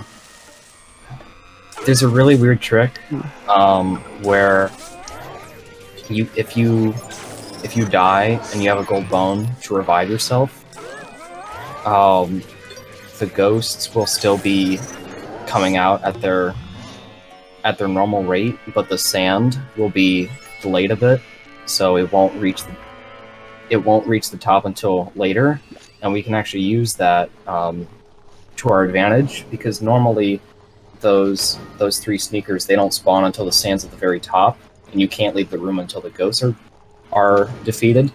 But if you die in that room and then revive yourself, you can defeat the sneakers before the sand reaches the top, so you aren't wasting extra time right there. So we don't use that in full runs because it only saves in-game time, only the time that shows at the mission complete screen. So he's fighting new type of greenie. These are mummy greenies. Basically, he has to knock them down. They can run into walls or they can run into each other. And then you pull on a specific part of the mummy. It's like one of the band-aids. I don't know what you call it. Bandages. And then that causes them to spin up, and then the greenies revealed. The greenies can also be revealed if the mummy is burned. We're going to see that much later. But if a mummy runs into fire, you don't even have to pull on him at all. It's a much faster way to deal with them. And it should be noted that the in that room there is fire, but it's too high for the mummies to interact with them. Reset here. Yeah, in that last room there's like stuff on the back wall, burning torches, but they're too high, so you can't. Reset. Oh yeah. So I got the upgrade. You gonna reset? So I need to reset. Oh, okay. Okay. I didn't see it until 3 seconds after. Yeah, this is the good upgrade.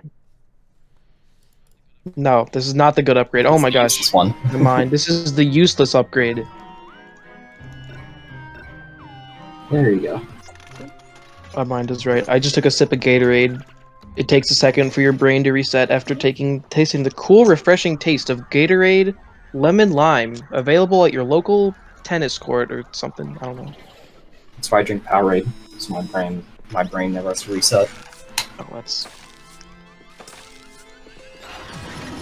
Yeah, so there is a very cool skip in this mission. It uses EGAD storage again. It's only done in this category. It doesn't work in New Game Plus or 100%. You could theoretically do it in New Game Plus, but it's not worth it. But I'll explain it in a little bit.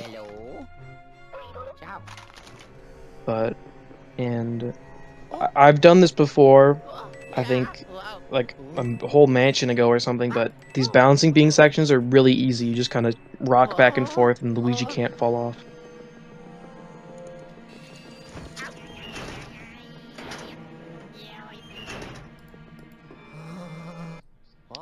So there's something very interesting about this hallway, which is that you can get to the end of it without fighting, like, any ghosts, basically. Give me a second. You can leave this room without fighting the ghosts, and you can get basically to the end of the hallway without fighting any of them, but, like, the whole mission, like, breaks. Like, if you don't beat the ghosts in that room, then the ghosts in this next room don't spawn, and then if you don't get the ghosts in this room, then the ghosts in the room after this don't spawn. It's a whole string of events. You have to do everything in order to actually beat the mission, but leaving that one room, that's the first step in setting up a crash that you can actually do in this mission, and it's pretty fun. Yeah, that's something that's kind of unfortunate about this game, is that the game is so heavily, like, flag dependent, where I had to beat the levels so that I could flag the next room to have the thing, and I beat that room, which sets the flag in the next room. And there's been some cases where we think we have a skip, but then it turns out that you have to do something that sets the flag, otherwise it doesn't work, and it's just makes it very disheartening when you're skip hunting. I've been looking for something for 2 years. I'll find something one day. Yeah, I found a lot of skips in this game. This one coming up, actually, I found, which I should probably start explaining. Basically, we're going back to the EGAD storage, where if EGAD calls you while you enter while you're in a cutscene, the call appears on screen, and you can walk around with it. This has some weird properties. For example, it freezes all ghosts, but you can still do damage to the ghosts. So there's a mini boss coming up that has 3 phases, and we're going to use this to have him only do one of his phases. And we're going to get the call by collecting a gem. The first time you collect the gem, EGAD calls you. But the gem isn't really in a good spot right now, so we have to move it there to the cutscene. So I'm going to focus, because I don't want to... I don't want to focus, he says. Oh well. So I need to focus, because if I grab this gem... See, if I grab that gem, it doesn't work. It's alright. it's alright. You can actually soft lock the game. So maybe it's a sign. Maybe they're like, no, dude, you're gonna soft lock the game if you do that. Smart. This is GDQ. Anything's How often possible does here. this game autosave? Yeah. This game saves at the end of every level. So it wouldn't have been fun if you soft locked, but it wouldn't have been the end of the world. It wouldn't have been. I would have had to just Yeah. restart the level, which, since this is at the very end of the level, it'd be bad. I have only soft locked once before, but when it did happen, man, that's not fun.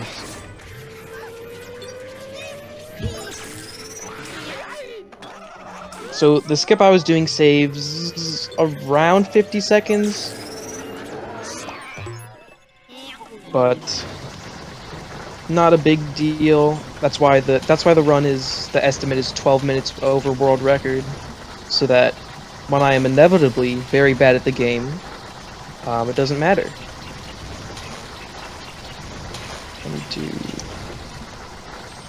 I haven't done this 3-phase fight in forever. And so in another category, New Game Plus, there's a consistent way to get a 2 cycle, but that requires the upgrade that we're going to get in like 4 missions. So in this category, unfortunately, if you miss this, you don't have that backup. You have to do 3 phases. So if you've never seen a run of this game, I would recommend you pull up the world record video, speedrun.com/lm2. Pull up the world record video, go to this mission, because it's worth watching. It's one of the coolest skips in the game. I feel a little embarrassed that I didn't get it, but that's okay. Everyone makes mistakes. Happy accidents and all that. You're showing off the backup, you know, how much you would have skipped. But, Yeah, just imagine that whole fight, but like almost none of it. And there you go. you're a wordsmith. Yeah, so actually, I have a bunch of extra gold now, which could be seen as a good end. When you do the skip, you get much less gold. Like, I got probably 100 more gold than I would have gotten, at least. Actually, it might even be more than 100, but that'll help a little bit. But it would still be worth it to do the skip. So we're coming up to our second Poltergeist mission. Remember that clock piece we collected? Well, the same dog took it again, so now we gotta chase him down again. Yeah, and if you're thinking, I thought you got that dog. Well, he broke out. He just broke out immediately. Actually, not immediately. We go all the way back to the lab, and we go to put the ghosts into the vault, and then he just escapes immediately. But if you've seen that cutscene, EGAD doesn't look very concerned at all about it, which is, I don't know. But yeah, so the Polterpup is still around, and we have to chase him again. And maybe after this mission, he'll finally be gone. I think so, yeah. Yeah, I think he will be.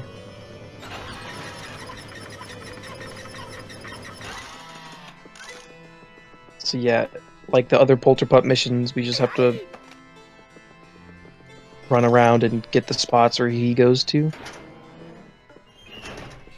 So this mission, in terms of like skips, there isn't that much. When you're going to try and improve your time here, it's mostly just optimization of like how you're moving and sucking up ghosts. The slow animations, which Banana brought up a lot earlier, those can be quite prevalent in this mission. So this mission is just a lot of optimization. I already said that, yeah. But there is a crash, too. But luckily we do know how to avoid that, so we're not going to have any problems. It shouldn't be an issue. Yeah, this is a mission that's actually kind of just boring. Like, it doesn't even, like, show any new rooms in the mansion. You go into all rooms that you've been in before. It's just not very interesting. The mission after this is actually a very interesting mission because the whole thing is new. Like, you start in a place that you've never been before, which I think is really cool. I wish more missions were like that. Yeah, the room after this, the mission after this, is commonly referred to as the most broken mission in the game, because there's so many ways to soft lock. Intentionally, it's Right. very hard to unintentionally soft block though. If you're playing casually, most likely you will never experience any of the soft locks or crashes here, but when you're going for them intentionally, it's very fun to do. Luckily, at least for most, I can't think of any examples where this wouldn't apply, but we know what causes every single crash in soft lock, so we don't have to worry about that ever happening. A lot of them have some very specific things you have to do in order for them to crash the game. Like, there's one where you get something and then you leave without getting the ghosts, which the game is totally fine with. In fact, it even intends you to do that. Kind of. But then you suck up a random web, and then you go back to that first room, and you go to the other side, and then the game just kind of crashes. I know this doesn't make sense, but I was explaining it poorly on purpose to make it sound more absurd, but it is pretty absurd. It is actually in the next mission, so I mean, if we go up into that room, I don't think there's anything else interesting at that moment, so I guess we can explain the crash when we get there. That one is probably the easiest crash to do, so I mean, if you have a copy of this game at home, you could definitely try it. Yeah, I won't be showing it off though because that would probably be slow, A bit. considering that the game would crash and all. But yeah, very cool mission. One of my favorites probably. And there is a skip in it. It's very broke. It's so broken that even in the speed runs there's a skip. Which a lot of levels have a bunch of glitchy stuff that is no use to us.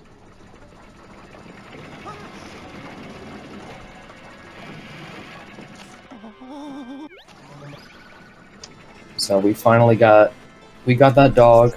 We were about to put him in the vault, but unfortunately he broke out. So kept that dog.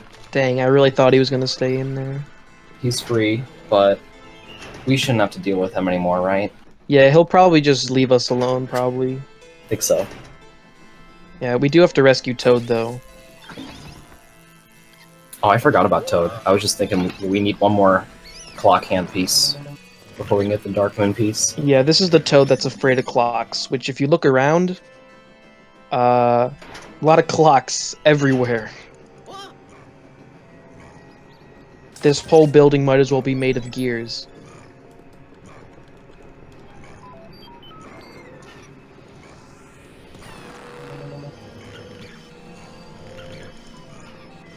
So he needs to get that key at the top of the room, but in order to actually move the gears for him to get up, he needs to reveal that one, which will cause all the others to start moving.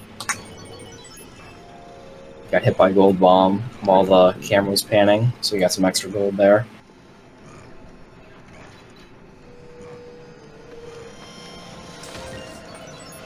So, the crash that Banana was talking about earlier, you probably saw the slammers and the key up there.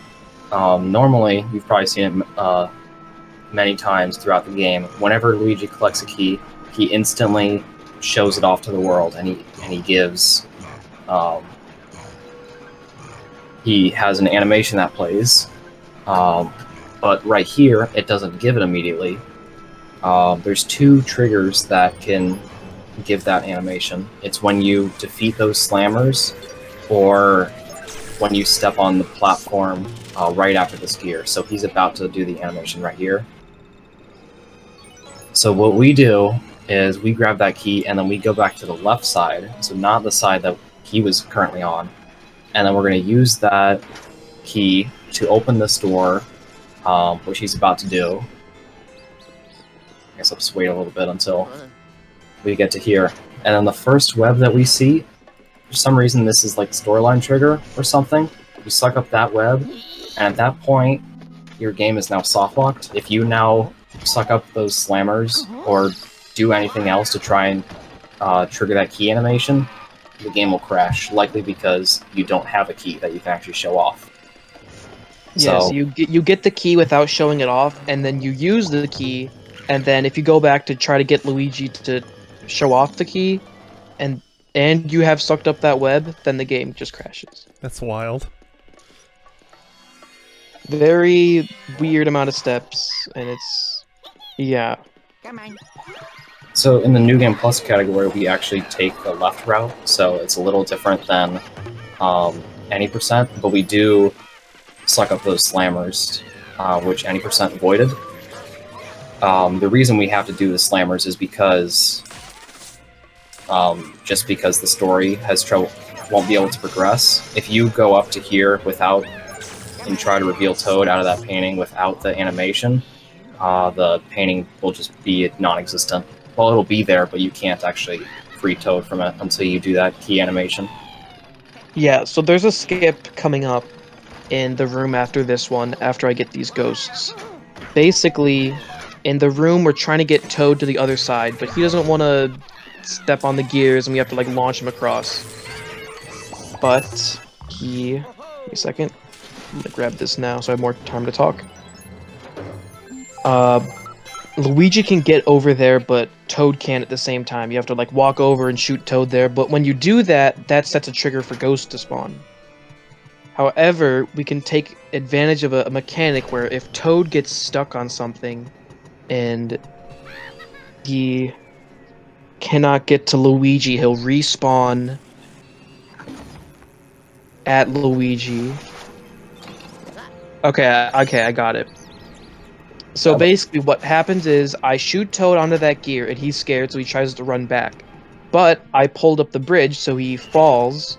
However, because of the weird collision at that wall under there, he gets stuck, and he gets stuck in a falling state. So he's continuously falling, but he can't land because of how the collision is. And once the game has detected that he's been falling for a certain amount of time, he respawns him by Luigi. And because Luigi was by that door that we had to get to, that's where Toad spawns. And since you need Toad to go through the door, and you're both there, you can go through it, and you skip the ghosts that would normally be in there. Also, I did this kind of wrong, but... yeah, it's a very cool skip. It saves like 40-something seconds or something.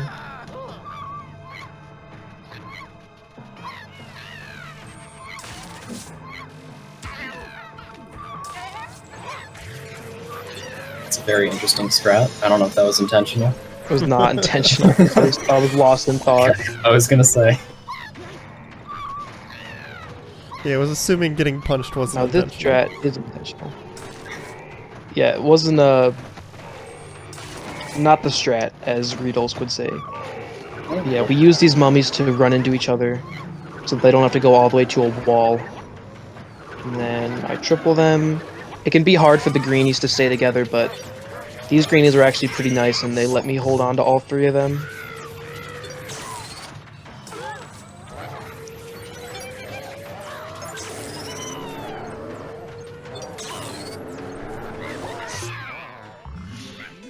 Okay, so we got that guy. 50 HP, not a big deal. There's actually a soft lock he could have, or he just passed. There's a little moment between like when Luigi does like his relief animation. It's like, thank goodness I got rid of those ghosts. There's a small moment where you can pick up Toad during the call, right before the EGAD call. But when he calls, he shoots Toad off the poltergust, and the game thinks that you have Toad, but he's off of you, and it's waiting for you to release Toad to actually get up to that top area. But you can't actually pick him up because the game already thinks that you have something on your vacuum. So you are so you would be stuck in that sandy area if you picked up Toad twice. It's super easy to avoid. All you have to do is just not hold R. It's very specific, but I've lost 2 runs to it, and I don't know why. It's very easy to avoid. It is very easy to avoid. I'm just bad. mean, to be fair, I'm hearing more and more of what sounds like this game is just avoiding a lot of soft locks. Come on. Yeah, And- there's a lot of glitchiness in this game that you don't really want to encounter, and there's some that we take advantage of, but there's a lot that is just completely useless, fall out of bounds infinitely, and it's a great game. It's built amazing. You know, those guys over at Next Level Games really made a next level game here. Am I right, guys? Yeah. But yeah, luckily with the softlocks and this kind of stuff with this game, it's never really something that, or it's almost never something that you didn't expect. Like, when you're more towards the higher level, you already know everything that you need to avoid, so you never really have any issues with it. I think I've only encountered like 1 crash in like the past year that I have had no idea what causes it. So although this game is broken, we know how to deal with it. I need 783 gold, That should be easy. which I should be able to get on this mission.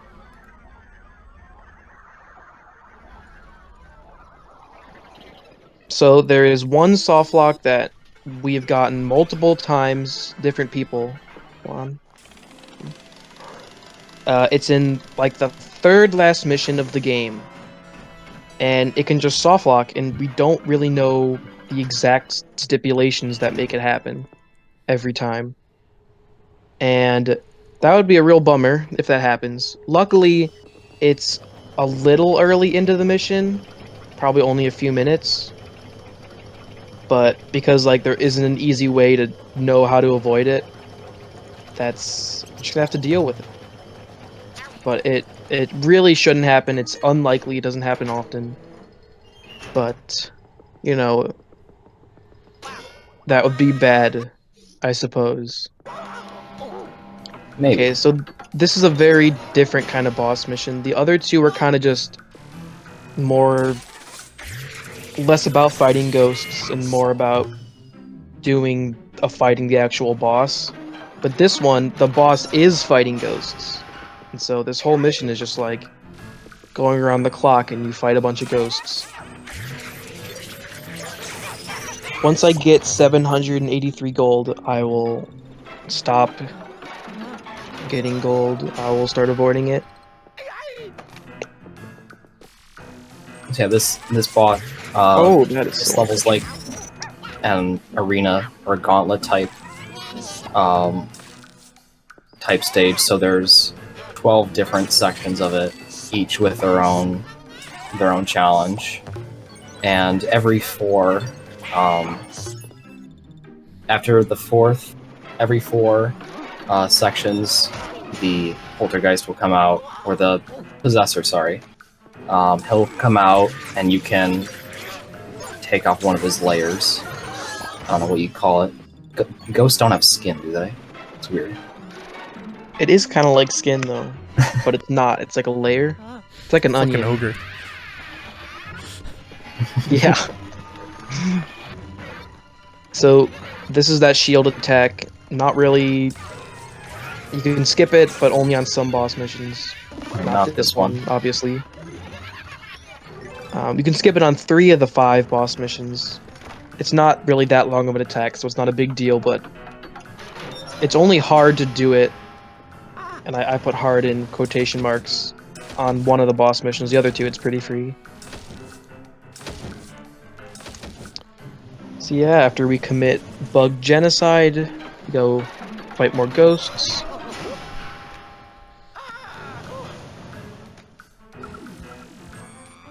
There's a strat I've been trying to develop for this mission, for New Game Plus. As you may have seen on the mission complete screen, you can get different medals. There's a 1-star, 2-star, and 3-star. The higher rank that you get at the end of the level, the longer the animation is. And what determines your rank is like the amount of gold that you get, how much health you've taken, how many ghosts you've sucked up, and also like the amount of time it's taken. So one strategy that I do is to try and avoid all gold, not in any percent, because it's actually important. And also I just try and have Luigi take as much damage as possible just so I can get that lower rank. But that's only New Game Plus, but has a good chance of dying, so I don't take it too seriously. Yeah, we get so much gold in any percent that we're almost guaranteed to get a 3-star ranking. Although I haven't been getting that much gold because I keep getting bad RNG where they break off right as I'm about to kill them, and a little annoying, but shoot. I think you'll be fine. I should still easily get enough. But like, I should have got enough sooner, you know? Speed or something. Sure.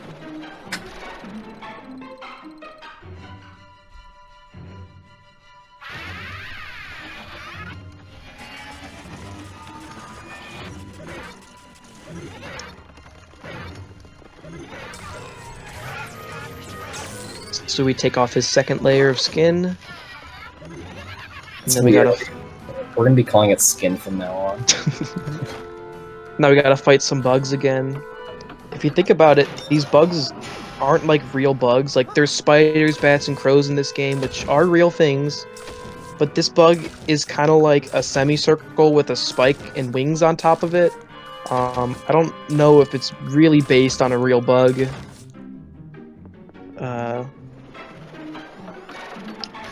But yeah.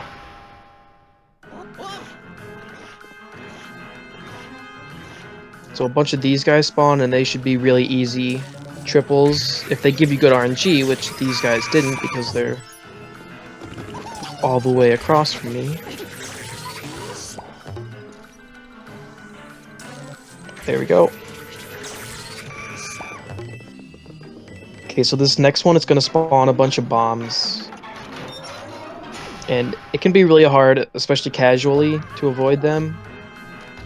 But it's actually faster if you get hit by the final few. Like, the last few that spawn, if you get hit by them, it makes them blow up sooner. There we go. And it's done.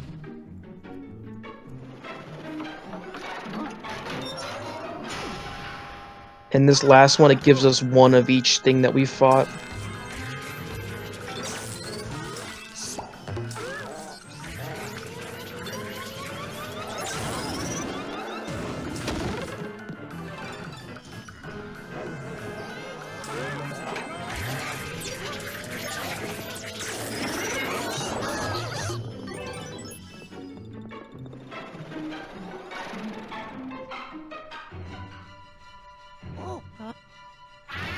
So I have a mission chat. I might have lied. I will not be getting the upgrade after this mission. I'm sorry, you know, I betrayed your trust. It should be fine though, because we don't need the upgrade until 2 missions after this, and you can actually get a bunch of gold basically for free in the mission after this. So it really isn't a big deal. I would have liked to have it earlier so I can just avoid gold from now on. You promised us that you'd make it during this fight. I know. I'm sorry. This is my admission of guilt. Do you have a minute for me to cut in real quick? Just want to Yeah. remind everybody, since we're, past an hour and a half into the run, this is GDQ Hotfix. You're watching the Community Spotlight. It's a show about showcasing speedruns that are suggested by the community. So if you type !spotlight in chat, you can get a form where you can suggest games that you would like to see on this show. Also, just want to quickly remind everybody that GDQ Hotfix is funded in part thanks to your subscriptions and bits, and we would appreciate it if you would consider subscribing.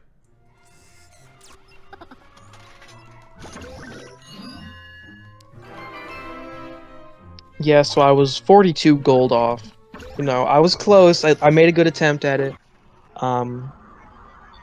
I can easily get up just a little bit more gold in this mission. So I'm holding the vacuum out just because it's just like faster to walk on snow with the vacuum out. That's just like kind of how it is. You just move faster, but not on sand. It's the same on sand.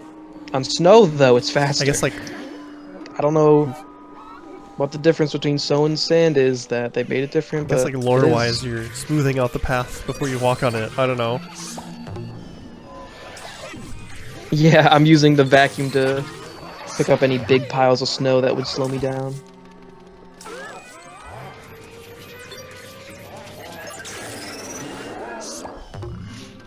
Oh yeah.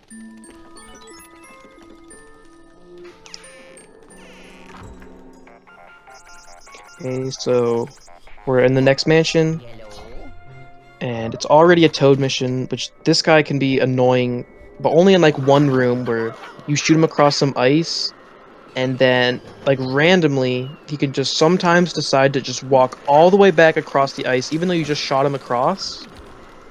It's very rare that that happens, but it is a possibility, and you just get like, you can't just help but get upset with Toad. Like, I just shot you across the ice because you didn't want to walk on it, and then you're just gonna walk all the way back. I don't know, man. Kind of messed up.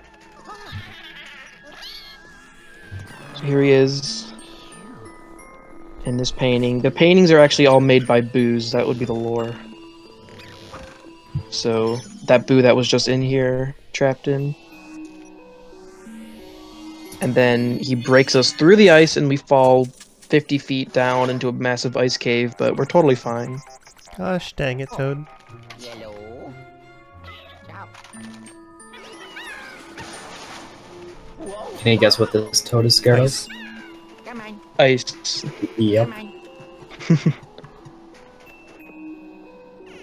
Was the first toad oh, the first toad was afraid of water, That's which right. of course you need for plants, to make them grow. It's like EGAD is purposefully putting these guys in places that they Come hate. on. So there's a toad afraid of water in its liquid form and its solid form. Do you think there's a toad afraid of water vapor? Maybe in Luigi's Mansion They're like 4. afraid of fog, Hey, hey. Yeah. because that would count, right?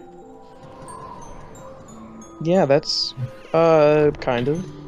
Yeah, that's close enough. I think water vapor is actually like completely invisible, so how would they even know that it's there?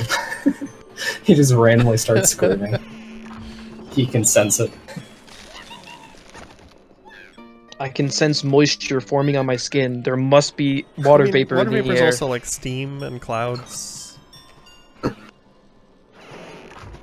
Yeah. Oh, what about the toad that's afraid of the wind?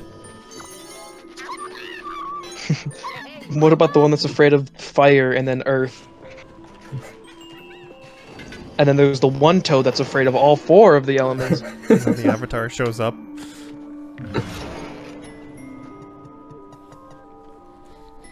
I've never seen those bats all the way over there. They're going nuts. Okay, so I got enough gold to get the upgrade. You sure? I have like double the I like amount how- now. I like You how promise? said, "Are you sure?" I right promise. as the ghost pulled him into more gold bars, so it was timed perfectly for like, yeah, yeah. I'm That's definitely great. sure. I only needed 42. I have 82. I doubled the amount I needed. I'll never betray you guys again. At least with gold, because I don't need any more gold. Sounds good.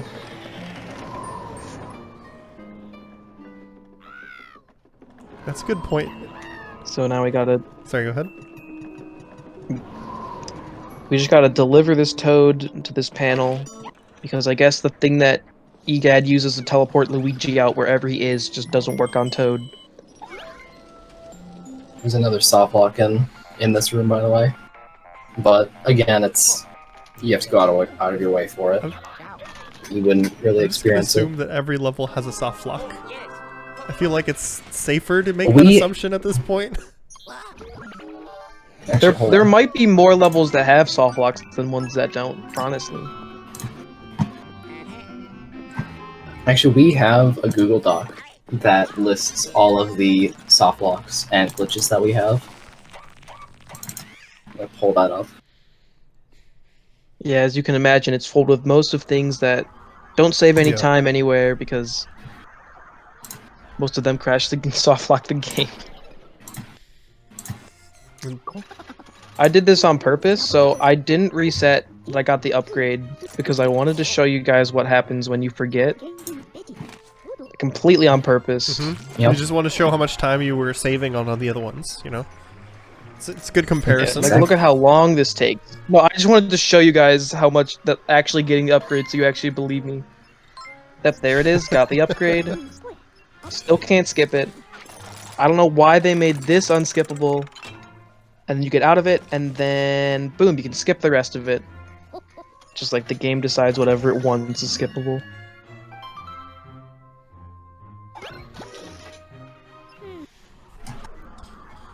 Okay, we got the strong gauge. Now we get to use the strong gauge. There's going to be a ghost with like 250 HP in this mission, and you're really going to want to have that upgrade. Actually, I think it's just 200, but still a lot.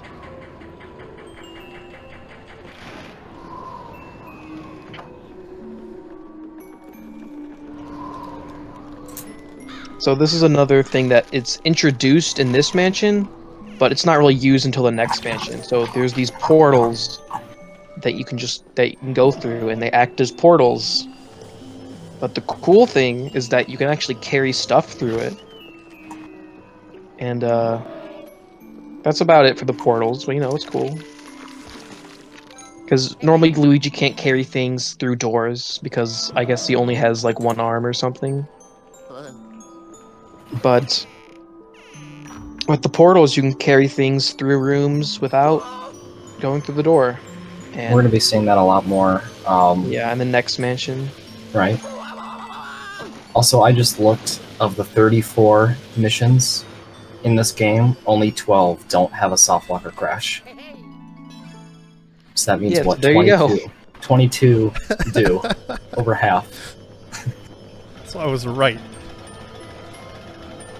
Exactly, yeah. Yeah, you were right. It's easier just to assume there's a soft lock and be correct More likely, otherwise. just assume that there is one.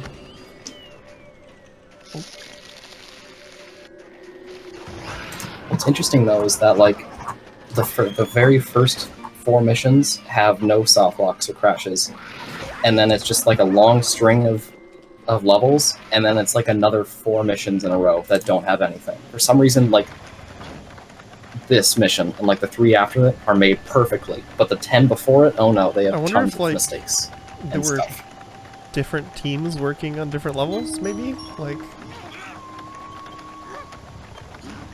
It's a possibility.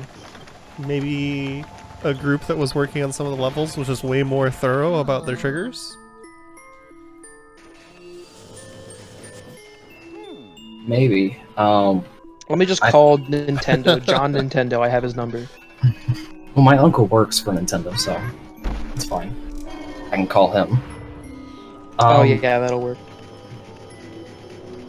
But there's something else that we've noticed. Some mansions, like the map on the bottom screen, their layout and where the doors are placed are like way far are like offset as to how it actually looks on the top screen. But some mansions, like their map is designed perfectly. So like Secret of Mine, I think this one's good, but the next mansion we have, like none of the doors are in the right place, like on the map. It's very weird. So I think like those mansions, like the last one, I think that was probably made like last or something like that. But we don't actually know much about the development of this besides it just being delayed. Yeah, except we know that like Miyamoto or something in an interview said that he wanted that boss mission with the 20 long staircase. Like he wanted that basically because he wanted people to not expect what the boss was. And so instead they made a staircase that's 20 long and each stair is random and it's just what makes you think? Why did he have to do that? We could have just had a giant plant boss. It would have been expected, but it would have been better than the staircase. That's fair, yeah. I think the plant would have been cool. The stairs are probably like that's probably the easiest actual boss fight. Like Banana said, the 20 sets of stairs at the beginning, that's like the main difficulty in that level. Like that's what we consider the main boss fight.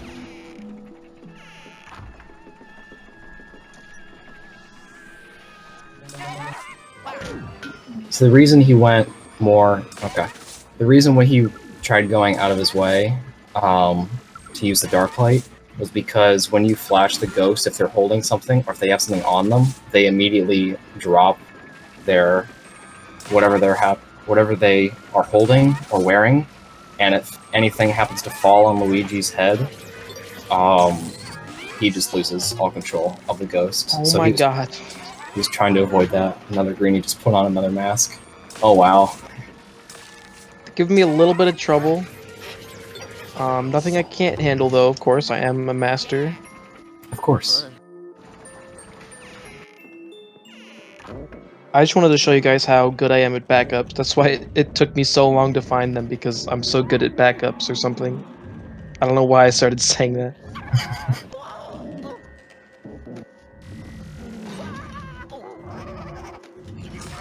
Yeah, here's So- these really strong ghosts that you're gonna want this big gauge for.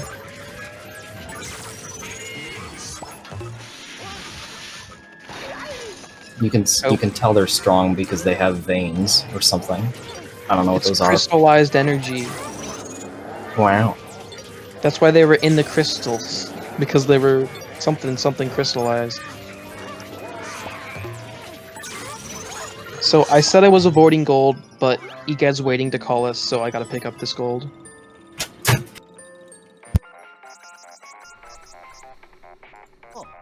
Yellow.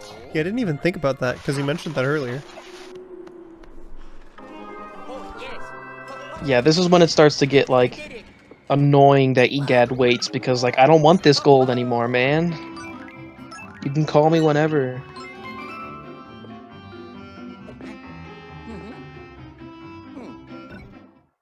So this next mission is one of the longest in the game, probably. The longest. I Yeah. think. Is your fan really loud, Rex? No, Rex just came in the room and he's stepping on a plastic bag because that's what he likes to do. I don't know what it is with Rex and plastic bags.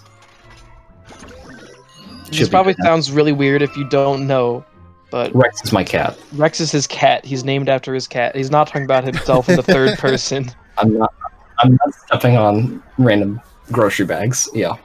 It's the cat.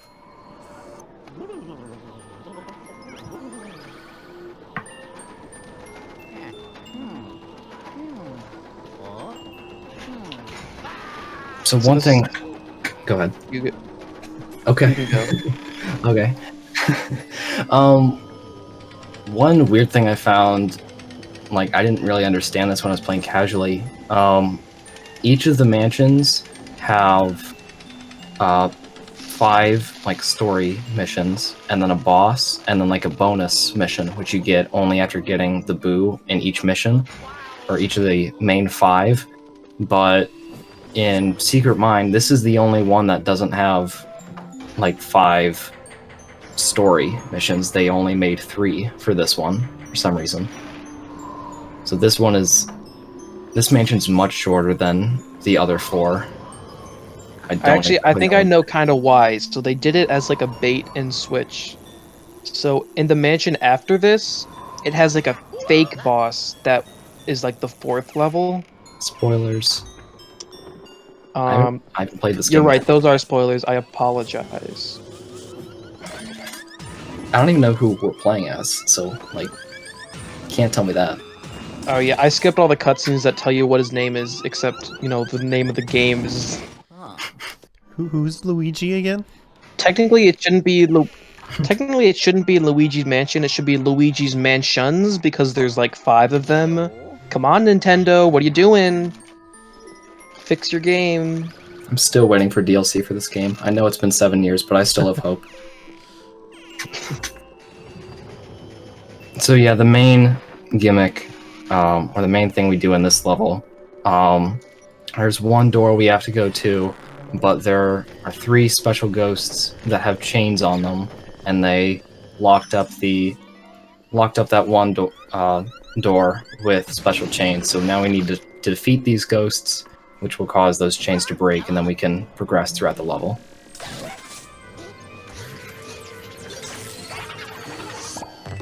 So I think one of them got away somehow. And oh my god, he sent me flying on that ice. That's wow.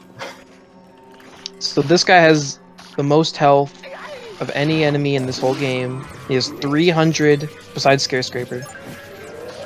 But because we have this gauge, this is why you really want this gauge before this level. It just it makes quick work of them. Every time he's pressing A after it fills up, he does 50 damage. If he didn't have the red one and he only had the green one, he would only be doing 20 damage at a time. So this makes it way That's faster. a huge jump in damage. Holy crap! Yeah, that's why it's so important. I remember an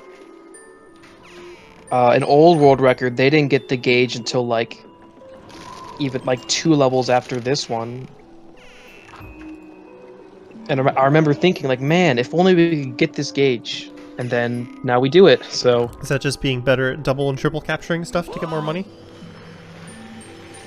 so we actually used to not get the gold bone because the initial call. So Ritos did all the early routing, and he just felt like the initial call was it was so long, it didn't seem worth it. But then I remember being I mean, it's a little long, but you get so much gold for it, and then you can get it multiple times, and then we just kind of realized that you can get so much gold that it's definitely worth the call. And then And then we learned that EGAD storage that you can skip the call, so eliminating that even more reason not just to got get rid of gold the bones. downside. So yeah, now we get the upgrade way earlier, and it makes these fights much easier. Maybe we'll find a way to get infinite money so that we get all the upgrades immediately. If you get infinite money, wouldn't it take forever to pour it all into the thing? I do it. Well, you could probably just skip it by saving sure. the game. Yeah. Or am I- We do. Also, you can just press A to load all the gold Oh, in we anyway. can? Okay. Yeah, it slowly goes in, and you press A, and then it just goes right to the end. There are some levels we do have infinite gold methods, for example, the purple crows. For some of them, if you flash them, you can collect their gold, and then if you go 2 rooms away and then come back, the crows respawn with their gold. So you can get infinite money there, but obviously that's way too long. As you imagine, it's So very it's more slow. of a grinding method rather than underflowing your gold.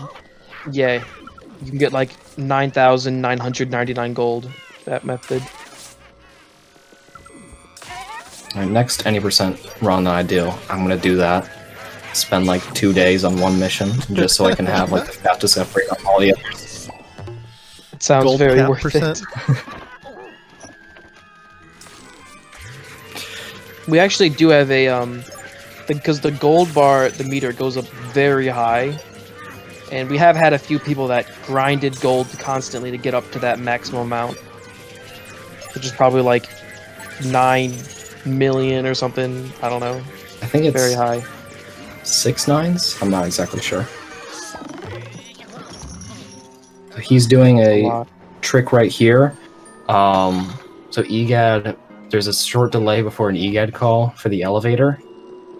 And if he goes in the elevator before EGAD calls, he's gonna down warp to the bottom of the elevator, and EGAD's gonna call him instantly. So you skip having to slowly like go down the elevator and then step out. So that saves a good amount of time.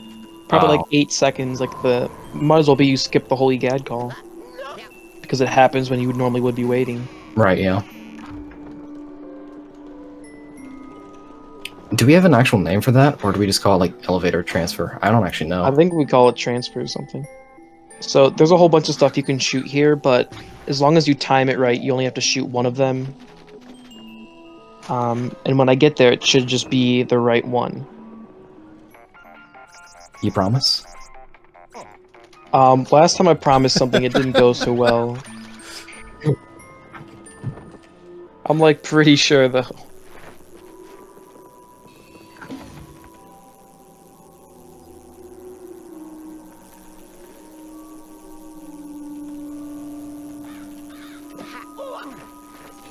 So this is kind of just... I wouldn't even consider it like an auto-scroller. You're basically doing nothing besides just grabbing these little ropes, and then right after this, it's the bars you have to walk across, but like Banana said, it's really easy. Just shake your DS back and forth. You'll be fine. And this mission actually, this area kind of has a tiny little skip. Normally, you like have to shoot bombs to complete this puzzle, but you can actually use one less bomb than it's intended. So I'll be trying to do that to save a little bit of time. So you see the 3 things that are like in the middle. The one on 3 the ice left is lighting up. cubes. It's like lights. I don't know what you call them, but you need the bomb to blow up next to them. You need to break all the ice cubes to activate them. And that's what it is. Okay. unfortunate. So I'm trying to just shoot this bomb and to have it fall through that gap there. Oh, it's really not wanting to do it. He wants to go on the There we go. right side. Because normally you'd have to shoot it at this first one more time in order to get that. But you can skip that bomb, and it was a little slower for me, but if you do it optimally, it's faster. There's an animation skip. Normally Luigi would have fallen over. Like the snow would have just pushed him under his feet. But by releasing that that crystal thing, that cancels the animation and you can instantly interact with the door. Yeah, it's another small thing like that this game has so many of. That's the biggest time save that you're going to get if you run this mission, just figuring out how to do all the animation skips, because those save so much time if you do like all of them. So it's just learning where each of them are. We're coming up to the boss mission of this mansion, and this is one of the more notorious missions casually. It seemed like a lot of people had trouble with this. Banana's gonna do alright though. I promise. Okay, Rex is the one promising this time. I'm good. I'm in the clear. I like the pause there before you said I promise. He's like thinking like, oh, the last promise didn't go so well, and then he committed to it.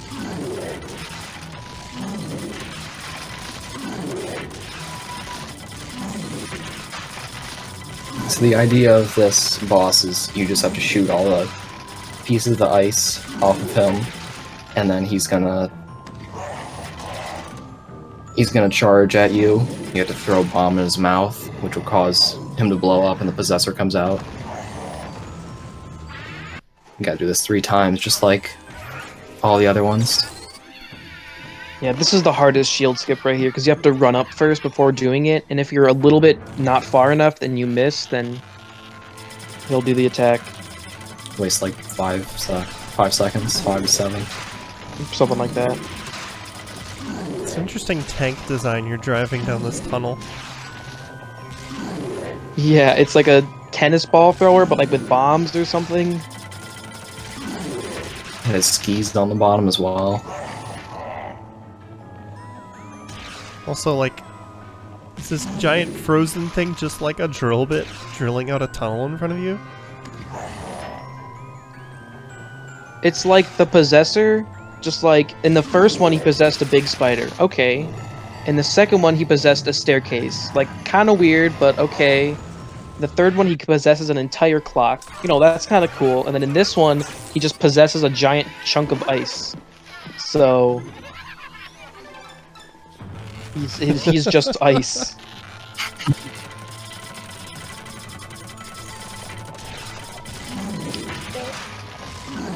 There's one more possessor that we'll fight after this, and I think his fight is like just what he turns into is probably the coolest thing. Especially after a chunk of ice, you kind of need something really cool to finish it off. I don't know, that staircase was pretty cool. Remember how small it was after we did the giant staircase, and it's just like this tiny little one? Yeah, I was not expecting that. Dev's got us there.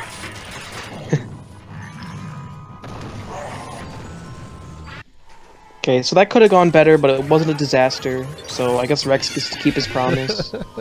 Yep. I'll be making them from now on.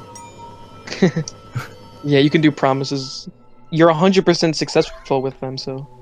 Mm-hmm. I'm 100% not successful with them.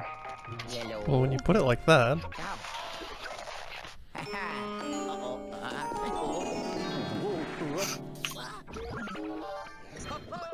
So we just finished D-Boss. Now we're on to the final mansion of the game.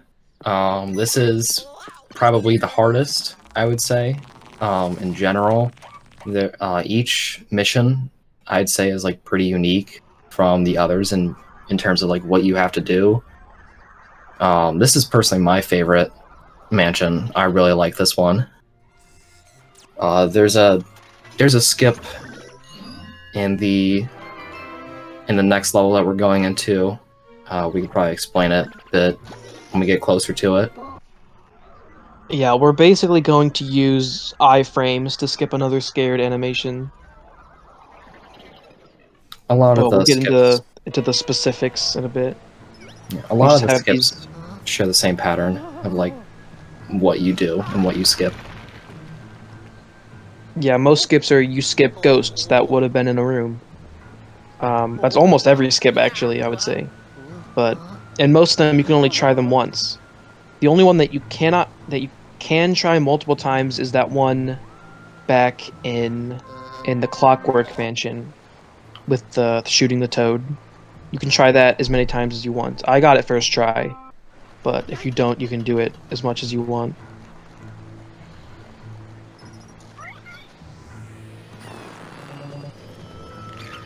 You can still save a bit of time if you get it on your second try, but really after that you're starting to lose it. You're starting to lose time. Yeah, that's how much it saves, is that you can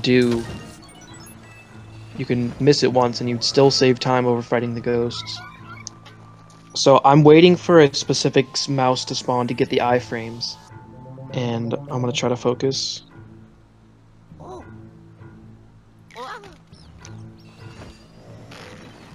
Okay.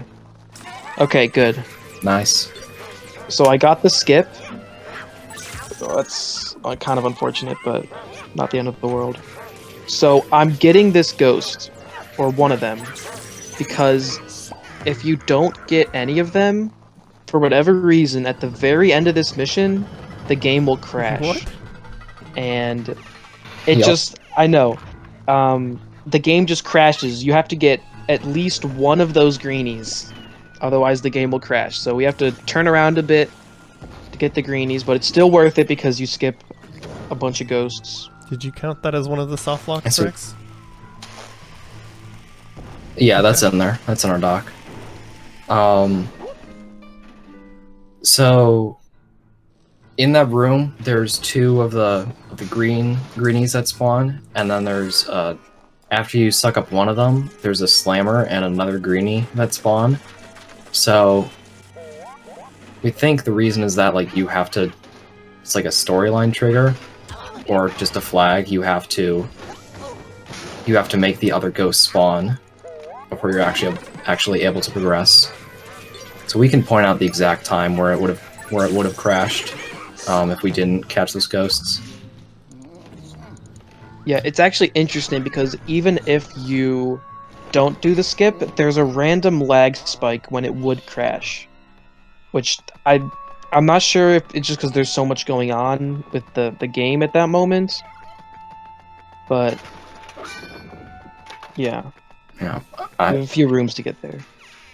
One other interesting thing about that skip is that there's actually two methods.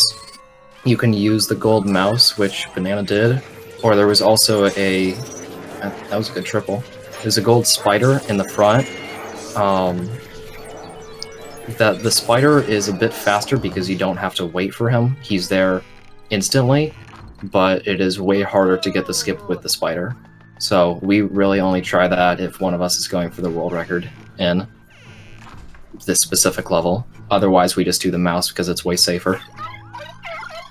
Yeah, because you have to like push the spider into position, but the mouse is already in a perfect position, and it just can be hard to manipulate the spider. Sometimes it doesn't want to go in a certain angle. So in full game runs, we always use the mouse just because it's the most Even consistent. if you get the spider in the perfect position, is it guaranteed that he's gonna like actually attack you, or could he just like turn around and not? You just have to Oh, walk okay. into him. But it is possible that like as soon as you let go of him, that he just like will walk away Yeah. sometimes, and It would have it's crashed just right now. overall it's just so much less consistent. Yellow. And I don't know if you saw the lag spike, but there was a lag spike randomly when picking up the key. There's a random lag spike, and that's when the game would have crashed, but it didn't.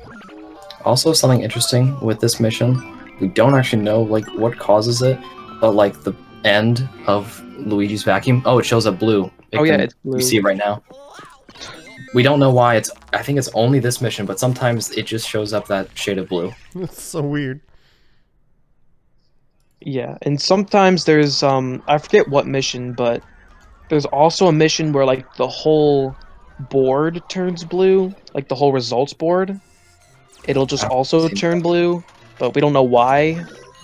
It's just sometimes that stuff happens, and you just gotta be like, when you've been running this game for a while, you're just like, oh yeah, you know, that happens, I guess. You just accept it, yeah. You just accept the fact that the game sometimes just does that.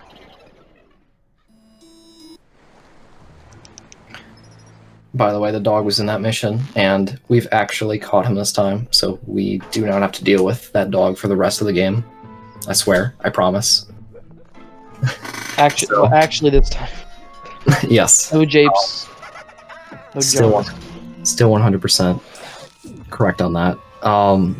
So we're finally able to go into the actual mansion. Egad sent not one, but two toads this time to look for where the Dark Moon piece is. But he actually only knows that there's one here. That's right. So he sent one. He sent one toad, forgot that he sent one, and then sent another. You'll see later the spots on the toad's head are actually different colors. I think, doesn't Egad say like he's colorblind or something, and he just couldn't see the difference? I don't remember, but he I don't was know. All I know is that when he calls you after you send the toads back, he says that he whacks one of them because he thought it was a ghost because there was only supposed to be one. So is this the mission where you find a toad that's afraid of Luigi? in these, not actually. I don't know if they're afraid of anything. They're but still afraid of I water. was hoping there'd be one that would be afraid of Luigi, because that would be fun. Yeah, No. I think they're just afraid of water, but the game never explicitly says that. I think they just used the red toad from Haunted Towers and just gave them different My guess goblins. is that all the toads are afraid of water. That's It's just probably that correct. the two of the toads are in levels where Well, there you know- isn't water. In fact, they're probably all afraid of clocks too, but only one of them has clocks available with them. Well, you know, That's the true. human body has a lot. They're probably afraid of everything, The human body honestly. has a lot of water in it, so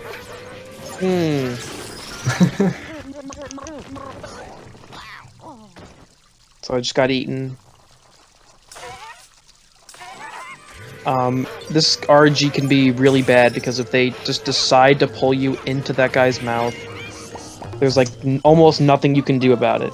You just have to hope that they pull you in the opposite direction. And in any percent especially, it's really hard because it takes forever to capture them. In New Game Plus, your gauge builds up so quickly that it really doesn't matter where they pull you. Yeah, and so we're using these portals now to bring stuff around. And we know exactly what we need already, so... So I like this level because it's like a puzzle. There's 4 different like main exhibits you need to explore. The toads are trapped in the Ice Age and the Jungle exhibit, and you need different objects to be in certain states to actually get them out. So Banana and Redolsk, they kind of built a route that was more focused on doing everything right before you collect the toads, because when you're going through a door or a portal with toads, it takes longer because you actually have to you open it, you wait for them to go in, and then you actually go through the door. So we wait as long as possible in the mission before we actually collect the toads, just to save that bit of time. Yeah, also there's ghosts that spawn in the hallway. That's true. There's 2 hallways, one to Ice Age and one to Ancient Exhibit. And if you have a toad with you when you enter those hallways, you have to do a ghost fight. But with this route, we skip those.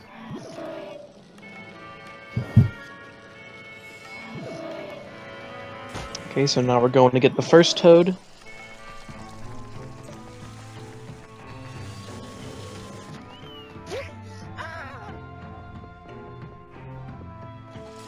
Cool. Then we're gonna go get the other toad right after this.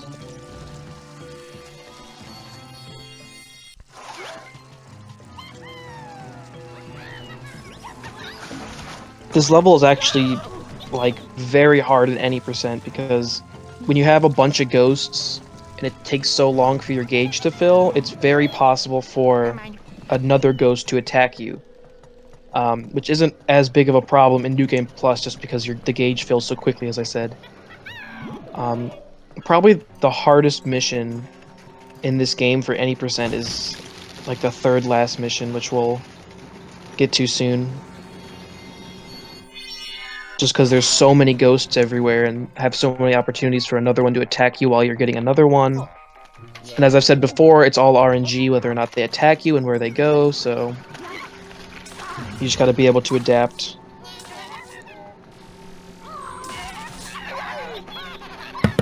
Would you also consider those like E2 and E5? Would you consider those 2 to be like the hardest missions in New Game Plus as well? Because in New Game Plus, like all the missions become easier.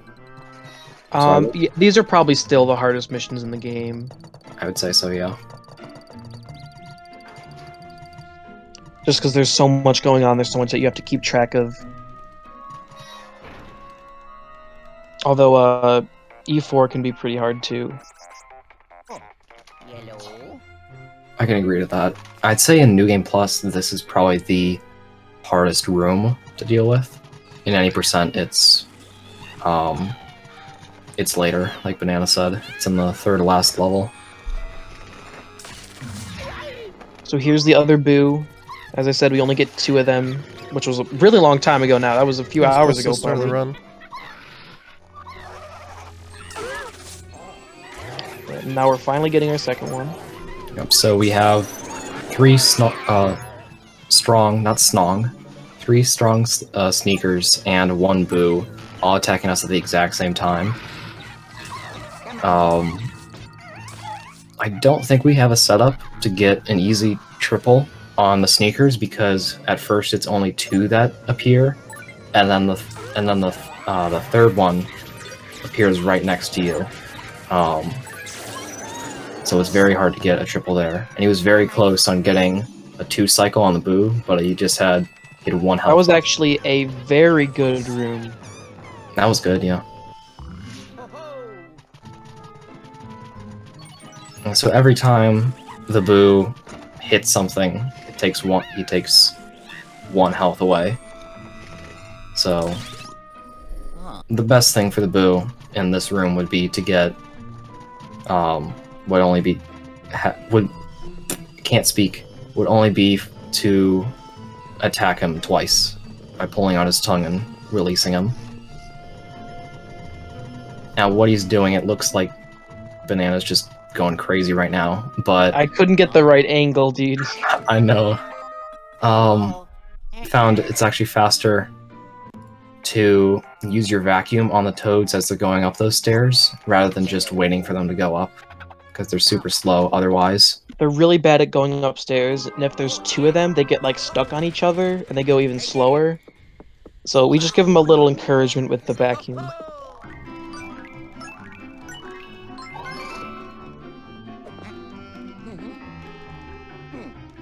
That looks like a pretty good time, I'd say, for any percent. That is pretty good, yeah.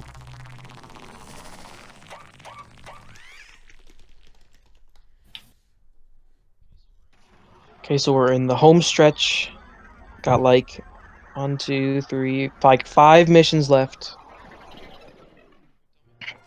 We're done with gold, although I actually got a ton of gold that mission. I'm definitely fine though, like I'm not gonna get 2,000 gold in 2 levels, which is the only ones that have gold left.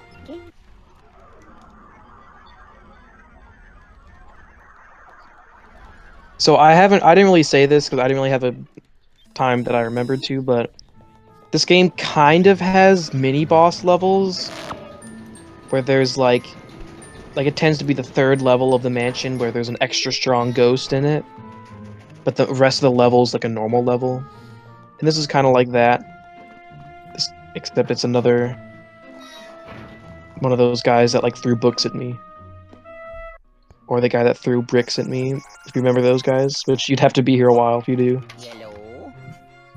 Are you gonna go for the skip in this level?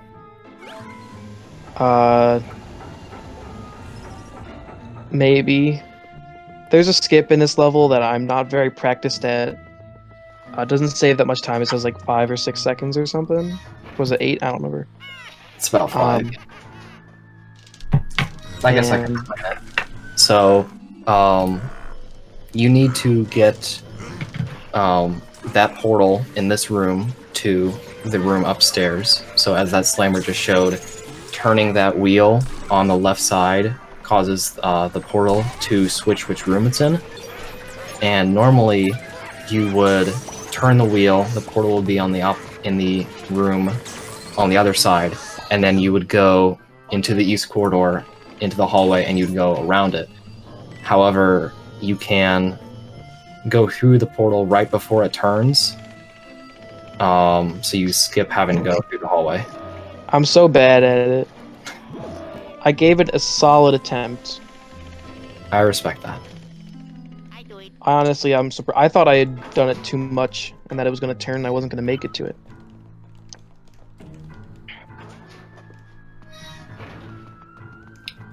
Yeah, East Corridor skip has been, it's been kind of a joke, in the community. There's really only one person that considers it like an actual skip, and that's me, because I found it, and I just want to think that I finally found a skip, but no one else actually considers it like one of the major skips. Like, well, I at first thought it only saved like 1 or 2 seconds.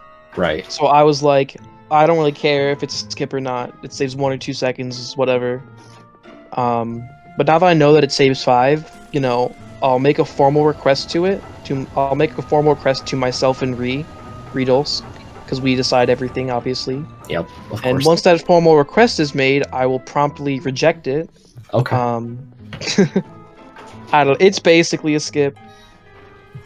Right, but it's I'm not very practiced at it because it was found in a time where I wasn't playing this game that much. yeah, all of like the major skips we have, they have a theme of skipping ghosts. That doesn't really skip ghosts, that skips going in an extra room. I mean, it still saves time. So we're going into the final poltergeist fight. As far as we are aware, there is not a way to do anything quicker than a 3-cycle here. So unfortunately, we have to deal with this guy for a while. He's going to shoot stars at us. He's going to miss. I've tried extensively to get this to even like a 2-cycle, but I haven't been able to get anything ever.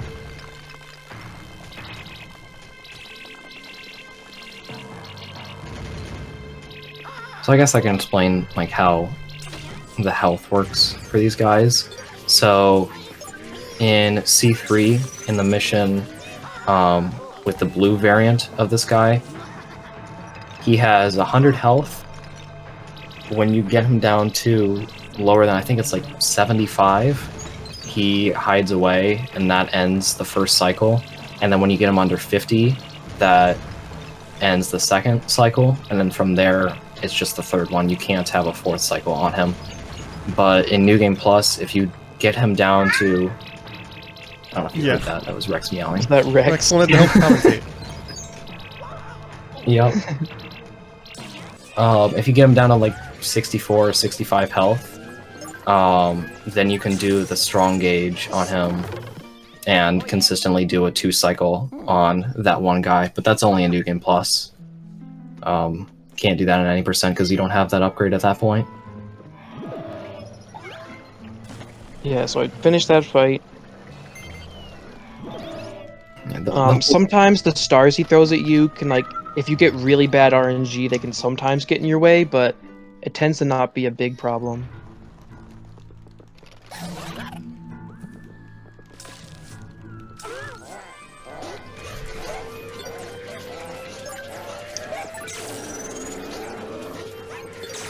Oh, I dropped that guy. That might be annoying.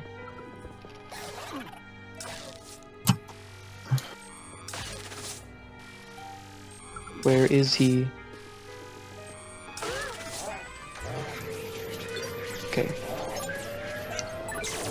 So the whole plot of this mission was that the Toads like took a photograph or something of Boo's hiding out in this little train set right here. So we've been trying to actually get in this room. We find out that Mario's been kidnapped. Mario? Actually, I don't even know if that's his name. He's just Wide Luigi.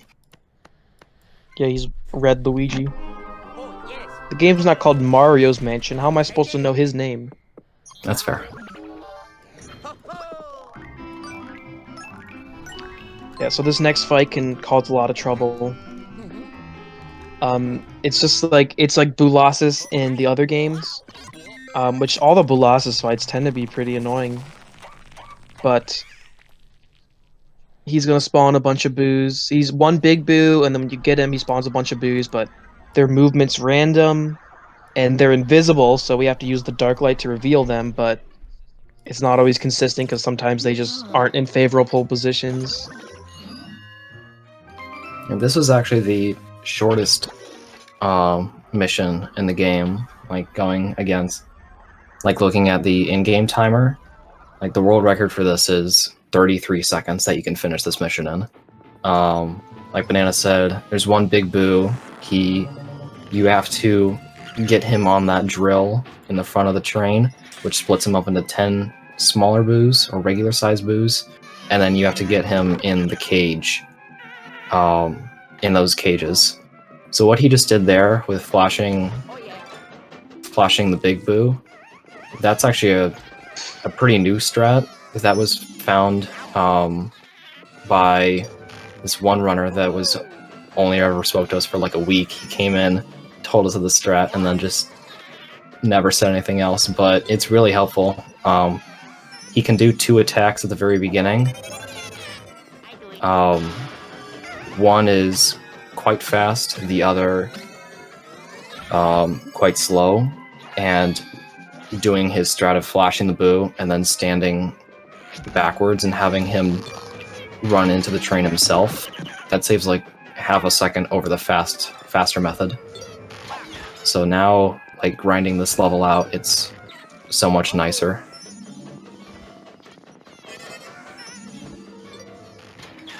So Rex was talking, but I actually had a really, really bad first phase. Sorry. But no, it's not your fault. I actually might still 2-cycle, which would be amazing, and I am. Nice. Yeah, so we consider the cycles like when he becomes a big boo, that's the end of a cycle. And as long as there's still at least 2 of the regular sized boos like in the arena, then they'll become a big one. So as soon as you get 9 of the 10 boos like in the cages, then that cycle ends. Then you finish that cycle, and you can't become big again with just 1. But in Luigi's Mansion 3, for some reason, 1 boo can just become a big boo. And I don't know why they did that. It's weird. It's really weird. And it's like, it's not like in this game when there's 2 boos left, the boo that forms is like smaller. In that game, it becomes 1 boo and it forms into a bigger boo. So like, some kind of weird cell replication that the boos have. Actually, they probably don't have cells, they're ghosts, I think. What are boos? They look like they're rubber. In this game, they kind of act like rubber. Like, if you filled up, like, a basketball with, like, helium... Wait, do you fill... No, it's just air. It's not helium that you fill it up with, right? Yeah, if you filled up a basketball with, like, a ton of helium, they would probably behave the same as, like, a boo. Yeah, so this mission is very difficult in any percent. Just because there's so much RNG that involves where the ghosts move. And it can be very hard, especially when there's a room with a lot of ghosts in it and you're trying to suck up one and it attacks you. So I'm gonna try to just focus on this one. There's not really much commentary to give anyway, except there's this one skip that we can explain. And this is... Let me get to it. This mission is kind of just like a ghost gauntlet. Ghosts are coming from everywhere, going into a bunch of different rooms, and you have to clear them out before, I guess, there's too many ghosts, and you lose. Eventually, there'll be a timer that starts ticking down. If that reaches 0, then it's game over. But I mean, in a speedrun, we don't ever really... We go so fast, we don't have to worry about it. And like Banana said, there is a skip that we can do. It skips actually 2 of the ghost rooms rather than just 1 like all the others. It's kind of like 2 skips combined into 1. We'll see it. It actually for a long time was only 1 skip, 1 room, but then we realized that we could do 2.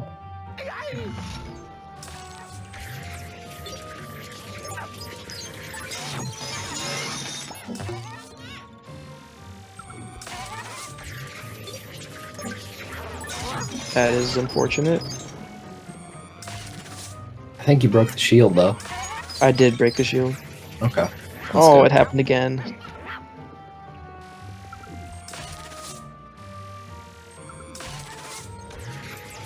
These guys are not... Oh, they were all just chilling over there.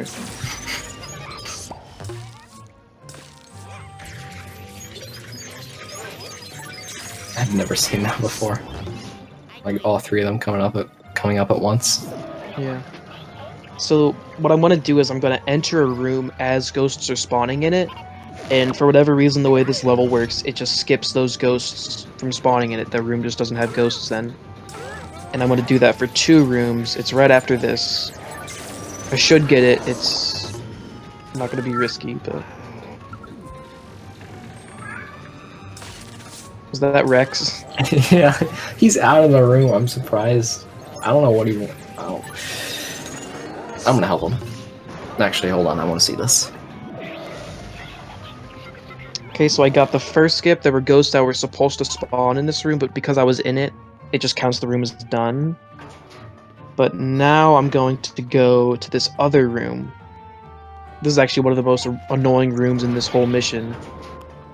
And now that I'm in it right. It's like perfectly timed, or is right as you enter it, the ghost would spawn. So you perfectly skip those. Then we have to go back. There's also a soft lock that can appear right after you leave the kitchen. We don't exactly know what causes it, but it basically just freezes time. It causes all of the ghosts to just move about like 1,000 times slower than their normal speed. And That was so weird. What? unfortunately, due to the timer, we can't actually finish it in that state, but we don't know exactly what the cause of the softlock is, but we didn't get it, so we don't have to worry about it. Yeah, it's basically that the mummies, they take forever to rise. And so the timer just runs out before they can get all the way up. It's not actually just the mummies. If you go into the jungle exhibit, like right here, like the gobber will be like frozen in air as well. Oh yeah. Yeah, if you're leaving the kitchen and there are still bats flying around in the hallway that the kitchen is connected to, if there's still bats flying around, then you're safe. I think it's only been like 4 people have gotten it. So, it's not a huge thing that we always have to worry about.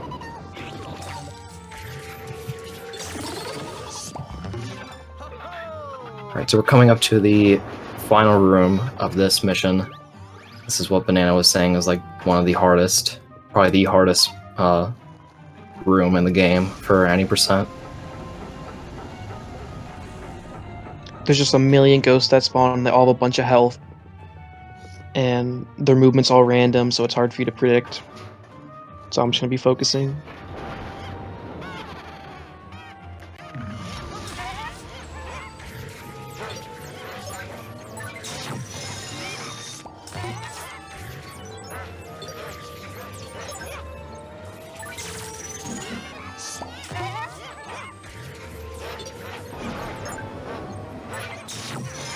I was so lucky.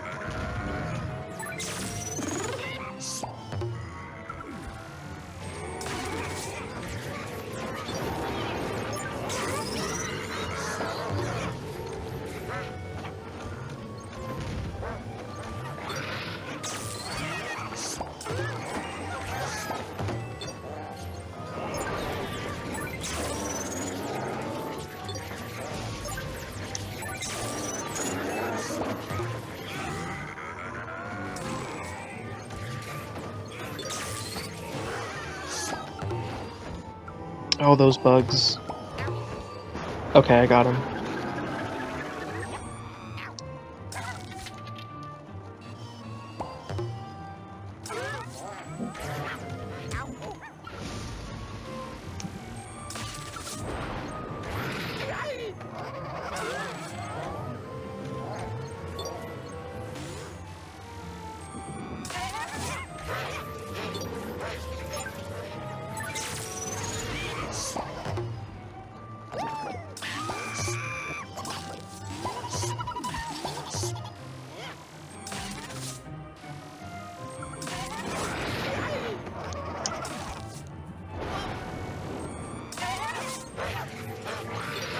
This guy is very annoying.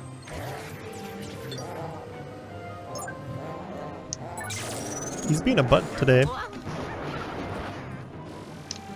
I know. Why would he do this? Oh my gosh. You know, it's like he doesn't always scare you. He has a chance to just like normal attack you, and that's normally avoidable. But he's just like insisting on scaring me.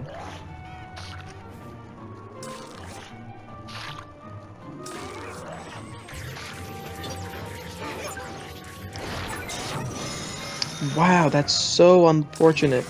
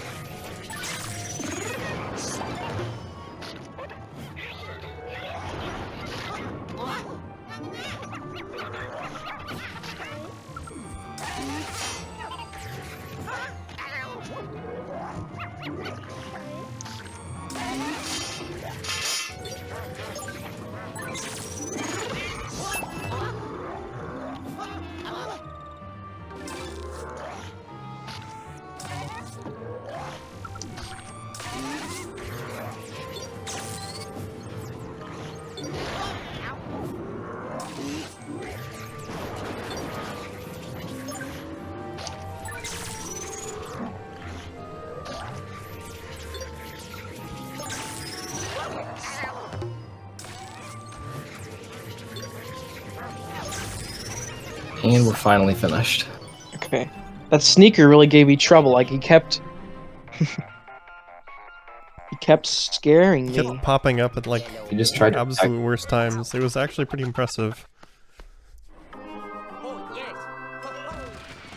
yes. Game went. Because like as I said, every time that he like goes to scare me, he could also choose to attack me. But like every time he just chose to scare me. He must have been getting paid extra. King Boo was like, "Hey, I'm gonna give you extra. Always scare him." Here's the real conspiracy theory. What if EGAD paid him off? Oh my god. It would explain a see lot. Actually, yeah, maybe. EGAD's been working with the ghosts the entire time. He EGAD's was. a double agent. He actually was working with them. If we didn't skip the very beginning cutscene, you'd see like he's in the lab with the ghost, and then the Dark Moon got destroyed, and then the Yeah, ghost. when the Dark Moon is like active, all the ghosts are chill and they just like hang out. But once it's gone, they get all upset.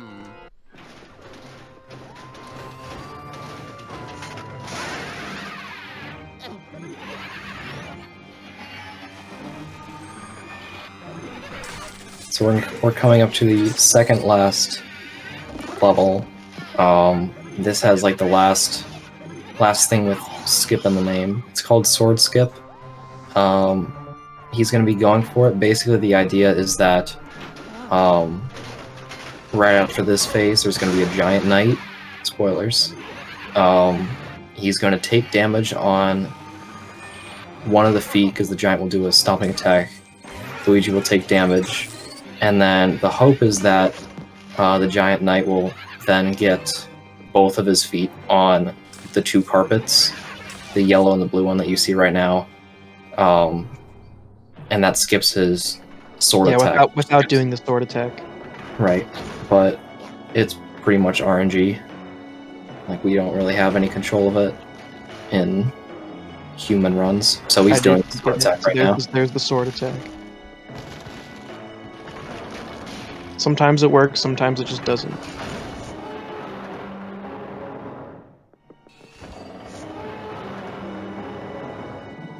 I don't think I've ever had a run where I've gotten like every single skip.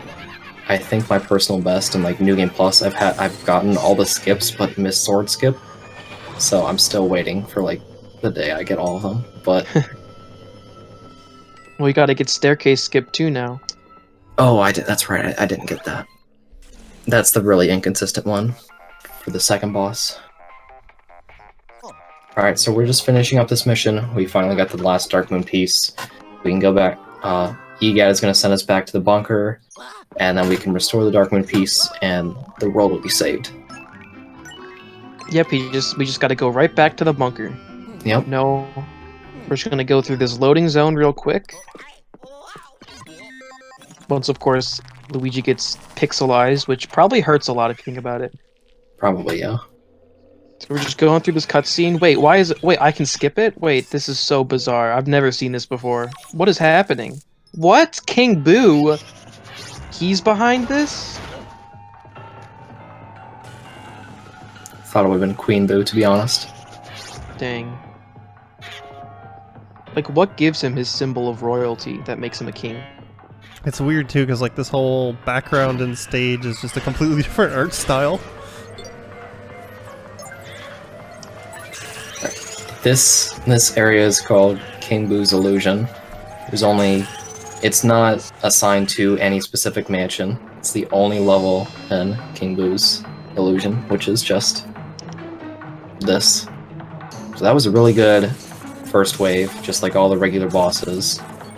He's gotta do it 3 times. In the middle of each phase, there's a chase sequence where King Boo decides to gain a few pounds.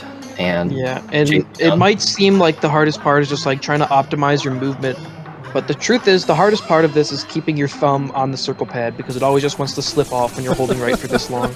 Right. Holding, yeah.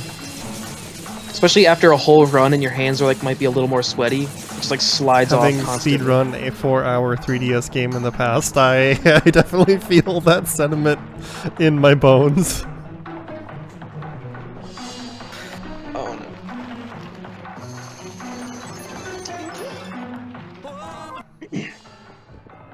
And the arena's gonna change a little bit. So the main... in the second phase, this change is always the same. I meant like each phase is different in the past. Yeah. But yeah, the way that we are attacking King Boo is he's going to bounce on the ground. Oh my god, that frog. Oh my god, this massive thing is in my face. I can't do anything.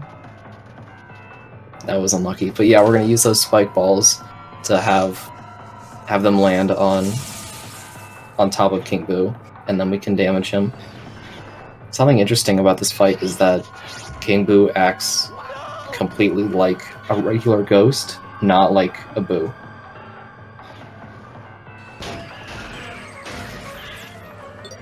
Oh, I pressed the B button. I pressed the B like a frame too late. I'm getting really bad RNG because normally when you miss it, King Boo will do this the attack again instead of changing the arena. He normally does this slam attack. But he's changed the arena twice for me.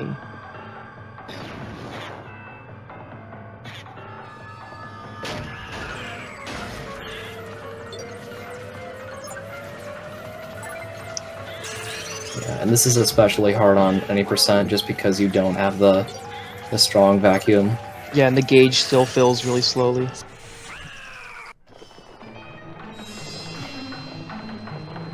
He can still troll you, even in New Game Plus, but compared to any percent, it's so much easier.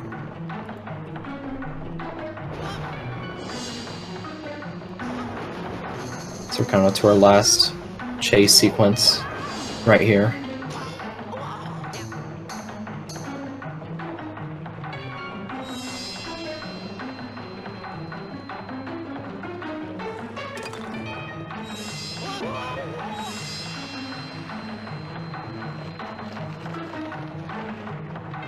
So this fight is basically just repeating the same thing over and over. Each phase gets a little bit harder, which is pretty much the same as, like in concept, as Luigi's Mansion 3. When you're going for world record for this level, you do some things that you would never do in full game runs just because they're extremely risky. So there's many different ways to approach this fight. For the beginning of the third phase, he's going to do 3 of these lightning attacks. He's going to dodge the first 2, and he's going to take damage on the third. That'll get him really close to King Boo, and then he can shine the light in his eyes, so he immediately bounces.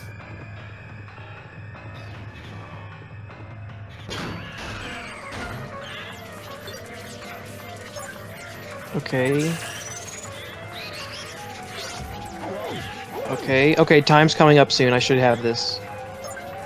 Are you gonna? Well, there's still someone we're gonna save. Are you gonna save someone? That's up to you. I mean, I need to for time, so... Oh, that's right. Okay, it's like really soon. Okay, and time. As soon as you save this red guy. Yeah, who's this guy? I don't know. Hasn't been in the game at all. I've never seen this guy before in my I life. think we're gonna have some shows with him later in the week. Maybe? Oh, is this the guy that's like 35 years old? I mean, he's kind of middle-aged, I guess. Is there anything interesting about him, though? When it comes to Galaxy later, I'm pretty sure the runner's using Luigi, not this guy, so... Weird. And so in this cutscene, Darkmoon pieces are being restored, and ghosts are going to start acting normal. One interesting thing about the King Boo mission is that it actually considers the game complete, like, right after you collect the crown. You actually don't have to save Mario. If you collect the crown, and then you're in this room, and you haven't rescued Mario yet, if you quit out of the level, and then go to your file screen, you'll get a medal saying you've completed all the levels. So you actually don't have to save Mario.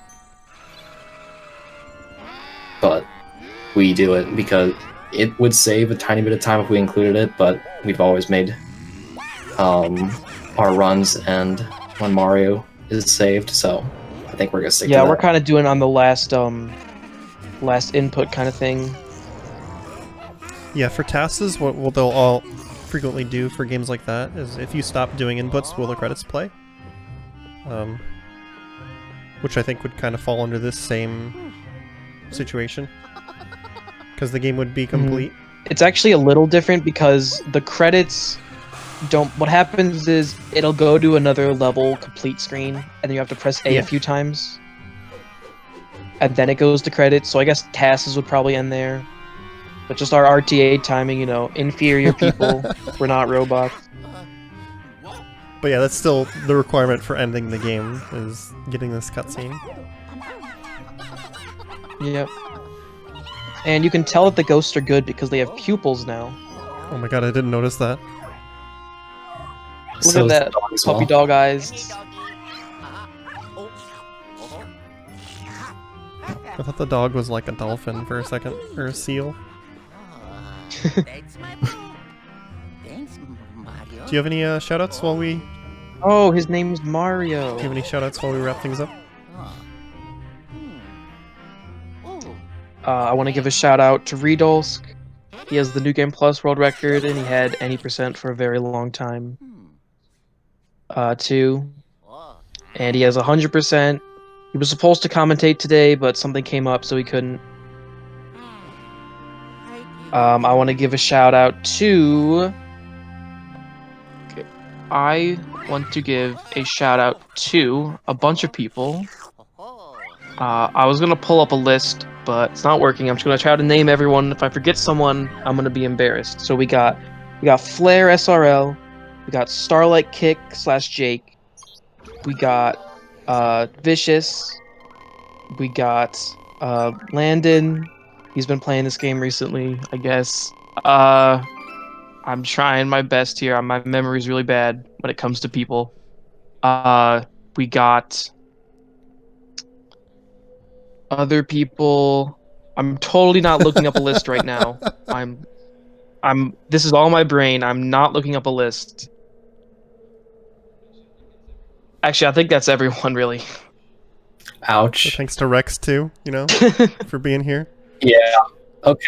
Oh yeah, Rex was he tried to. Okay. Okay. Yeah. Oh, sorry. I knew there was someone left. God. Oh man, I'm feeling embarrassed now. God, I knew there was someone. I'm like, there's someone I'm forgetting. I was just remaining quiet the entire time, see if you're actually gonna say my name, but nope. Okay. It's because you've been here the entire time. Shout outs to all the Darkmoon people. You know, of course. I don't have much better than that. I tried. All right. Thanks again to Banana for the run and Rex for helping out with commentary. we're going to take a short break here, so stick around.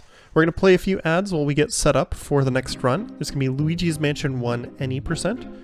If you are subscribed to the channel, you won't see the ads, so if you've got Twitch Prime laying around, you can throw that in there. Be able to hear the nice tunes between games, but otherwise we'll be back in just a few minutes with Luigi's Mansion 1. Stick around. Should be good. Welcome back, everyone, to the Community Spotlight. We've got our special Luigi's Mansion edition going on today. Like we said at the beginning of the show, we're going to have some Mario-themed content later in the week, so of course we got to save Mario, make sure that he'll be around for all of the anniversary celebration stuff. We just finished Luigi's Mansion 2. It was a lot of fun. If you missed that, it'll be on our YouTube. And we've got Luigi's Mansion 1 any percent, which I'm told has a bit of a new route in the last couple months, which is why we wanted to show it off. It's also just a nice short run to end off our show today. As a quick reminder, make sure you tune in tomorrow for random number generation at 7:30 p.m. Eastern. It'll be Kingdom Hearts 2 Randomizer, everybody's favorite Mario game. But all the jokes aside, it's a really fun show about randomizers and randomizer community. But HD, Jared, you both ready? We're ready. Yep, let's do So this. this is a short run. Is there anything you feel you need to explain about what we're going to do before we start it? Or do you just want to jump into it?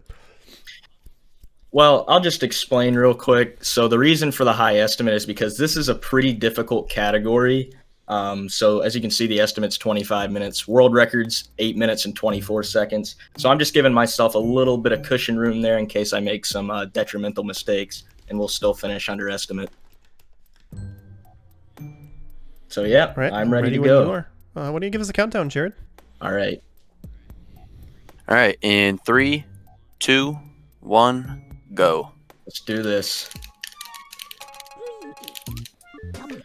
All right, so starting out here, we're on the Hidden Mansion, which is basically the new game plus. Gives us a stronger vacuum, and we are playing on the JP version here. So on English, in Hidden Mansion, I would take double damage, but that feature isn't included in the Japanese version.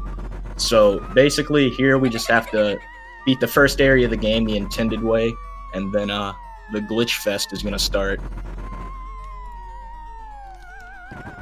So yep, right after this cutscene here, we're going to get right into the ghost catching. Yeah, so this category is significantly faster than completing the game without using any out of bounds. It's about 45 minutes faster to do this. As far as numbers go, there's 23 portrait ghosts, including the bosses, in this game, and by the end of the run, we'll have collected 4 out of 23, and in a normal, just no out of bounds run, you only get, how many do you get? Like, You skip 5 optional portrait ghosts, so that's so you're getting like 14, 18, right? You're getting like 14 of the normal portrait ghosts, and then Right. yeah, so it'd be 18. So yeah, it's pretty significant difference. Yep, so here I'm just getting these doubles. Yeah, pretty much any chance that he's gonna get to double up any ghost, you got to take that opportunity. It's always going to be faster to get a double, so long as you can set it up. However, in this instance, it's actually faster to not get a double. Yeah. The reason being is because the ghosts in this game spawn in waves, and the next wave spawns after you suck up the ghost on the right. So once you suck up the ghost on the right, you have just enough time before the next wave spawns to get the ghost on the left. So that's why we do that. We used to double those guys up, but not anymore. Yeah. Yeah, it was like perfect timing. The left wardrobe over there, the ghost that's in it, doesn't actually impact any of the cycles or anything. It can just be caught whenever. Yeah. All right, so moving right along here, we're getting into those portrait ghost suck-ups that we were talking about. Egad's going to tell us about them right here. And then something unique about the portrait ghosts is there's different unique ways to capture them. So you'll see for this first guy here, I'm just going to turn my back to him, wait for him to yawn, and then he'll show his heart, and we'll suck him up. Yeah, so portrait ghosts are pretty much just like mini bosses. They're all over the place. They each have their own characteristics. but they're nothing. There's not really too many difficult portrait ghosts in the game in general, and in this run, it's basically nothing. All the ghosts are pretty easy in this run, I would say. Right. So I think something I forgot to mention is the map glitch. So usually after you would grab a key, a little mini map would pop up showing you where that key goes to next. So by going into the training room and doing a series of frame perfect inputs, you can actually just disable the mini map entirely, saving about 10 seconds throughout the course of a no out of bounds run. Yeah, so in a run like this, it's very minimal time save, but it is there. So it's always worth doing. Gotta save the frames. It still saves time regardless. Exactly.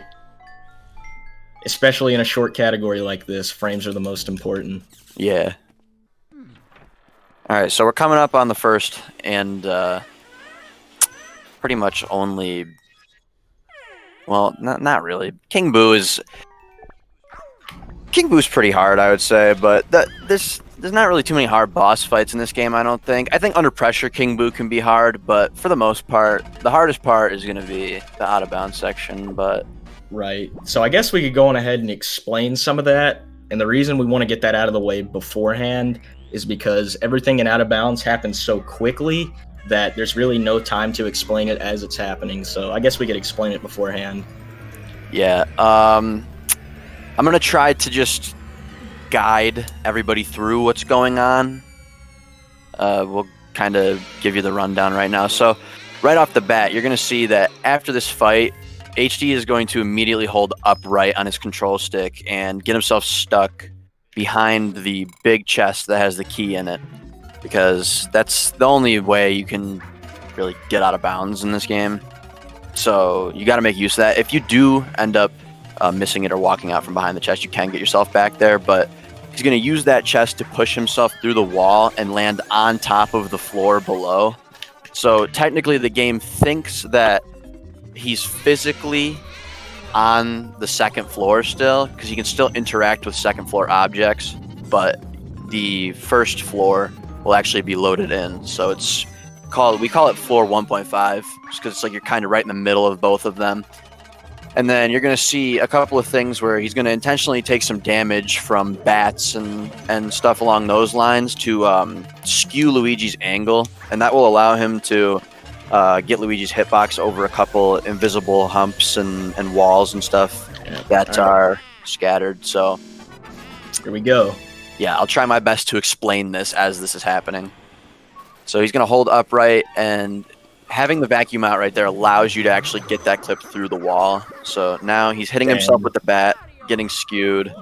All right, so we missed door skip there. That's fine, though. Like I said, that's why we have the 25-minute estimate. Yeah, so what he was trying to do right there is get himself into that corner and actually like maneuver around an invisible wall that's there, because you can just walk through the door, but it does give you like a 5 to 10 second walk animation where Luigi's just stuck walking and doesn't open the door. Yeah, and like it's not a really punishing trick to go for, so I'm just gonna do it till I get it. Yeah, this used to be a TAS strat. This was only viable in TAS at one point, until it was kind of labbed a little bit. I ended up finding that if you held the vacuum out, it made it a lot easier, because it usually would involve a timed A press, but holding the vacuum makes it so you can't mistakenly open the door. It's really nice that the backup this seems Yeah, pretty easy, at least. Well, fast, I should say. Alright, good. Yeah.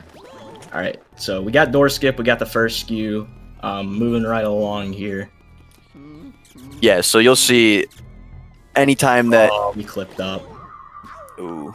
That's fine. All right, and I just want to say, in case I do soft lock, I do have a backup save on file, so we'll be fine. Yeah, make sure you grab that big heart, too. Yep. It's another thing I should probably explain. You have to, in this category, you got to make sure that you keep your health up, because I think when you hit 30 HP, is that what it is? 30? Yeah, 30. 30 HP, Luigi starts holding his flashlight with 2 hands instead of holding it with just one. And the way that the model is when that happens, it kind of makes it so skews don't really work the way that they should. So making sure you don't lose too much health, it's normally not a problem in a real attempt, because if you did mess up a skew so much to lose that much health, you probably just reset anyways. Right. But in a marathon, it's important to make sure you keep your health up and not take too much damage, because then you'll have to come back here and get more health. It's really interesting seeing the backups for this as well, for like a showcase run. Because like you said, when somebody's trying to go for a record, or when you see the run they just get everything first try. Right, yeah. And you can go watch the record on my YouTube. It's absolutely insane. This is a very good category. It just so happens that any place that you fall into, pretty much, that you're not supposed to be in, has a way to get back. All right, I think I'm gonna give up on door skip. I got it once. That's good enough. It's slowing me down. Yeah, these tricks are all way more precise than they look. It's all about I lied for it one more time. it's all about stick positioning. It's all about timing everything correctly. It's Okay, we got it. Never mind. Okay, I'm gonna go to the backup file. That way I just don't have to walk. It's probably a good idea, yeah.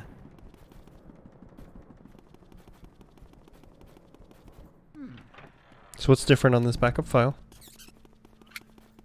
Nothing. It's just I have a chance of soft locking when going for basement walk, and there's no way that I can get out of it besides quitting the game. So if I did that without a backup file, then the run would be lost. Yeah, for the sake of a marathon, it's always good to have a safety save. Yep.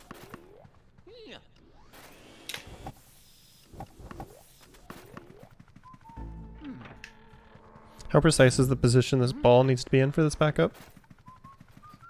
It's kind of precise. You just need to be like right in between that and the door, and that way the ball can just push you behind the chest. So when I do this, I'm holding up left, so I can just clip back behind the chest. Back when Luke did his any percent run at AGDQ 2014, that ball clip wasn't discovered yet, so he had one shot at doing it, and luckily he got it. That's a little bit of pressure. Holy crap. Oh yeah. Will this work? I don't think it will. Actually, no, didn't Luke soft locked, I think, and had the safety save and had to refight. If back in the day, right. you would have You to had to refight refight the Chauncey. boss. Yeah, you Yeah. have to refight Chauncey if you wanted another chance. So that's another like 2 minutes right there that are just drained from. It was very punishing back in the day, but obviously with time things get figured out. All right, this skew looks good. So what he's gonna do is he's gonna get himself into this corner. He's gonna angle himself correctly. When he gets into this corner, he's going to pause, and he's going to hold a very specific direction upright, and then press A and slide his thumb from A to X to hit the Game Boy Horror, the frame after he unpauses. And now he's working on setting himself up. Right here, there's a very thin line. On the left side, there's King Boo's cutscene that extends out of bounds, and if you go too far out of bounds, you'll actually just completely soft lock, and you won't be able to move at all unless you reset the game. Dang, we hit the cutscene. Yeah, this run is just brutal. Yeah. And keep in mind, I practiced for like 2 hours beforehand, so, you know, it just shows you how daunting It's of a run lot of this really is. precise stuff from what I'm aware of. Yeah, so best case scenario there is hitting the cutscene. Ultimately, it really doesn't matter. But back in the day, it's like, you know, it was better to just hit the cutscene versus soft locking. But they're both punishing. Obviously, they're run enders. You gonna go for this again? Of course. Damn. There you go. Yeah, that was good. All right, here we go.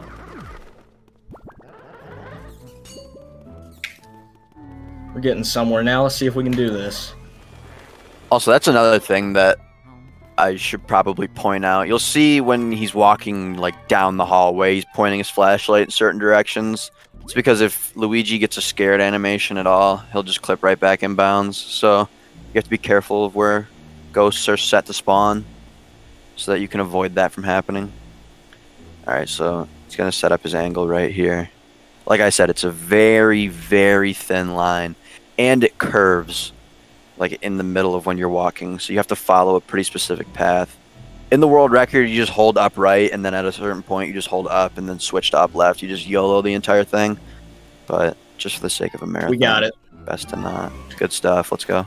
Let's go. All right, so now we just do the final boss, and then that's game. Yeah, that's the hardest part of the run right there, I would say. I think basement walk is probably the hardest thing.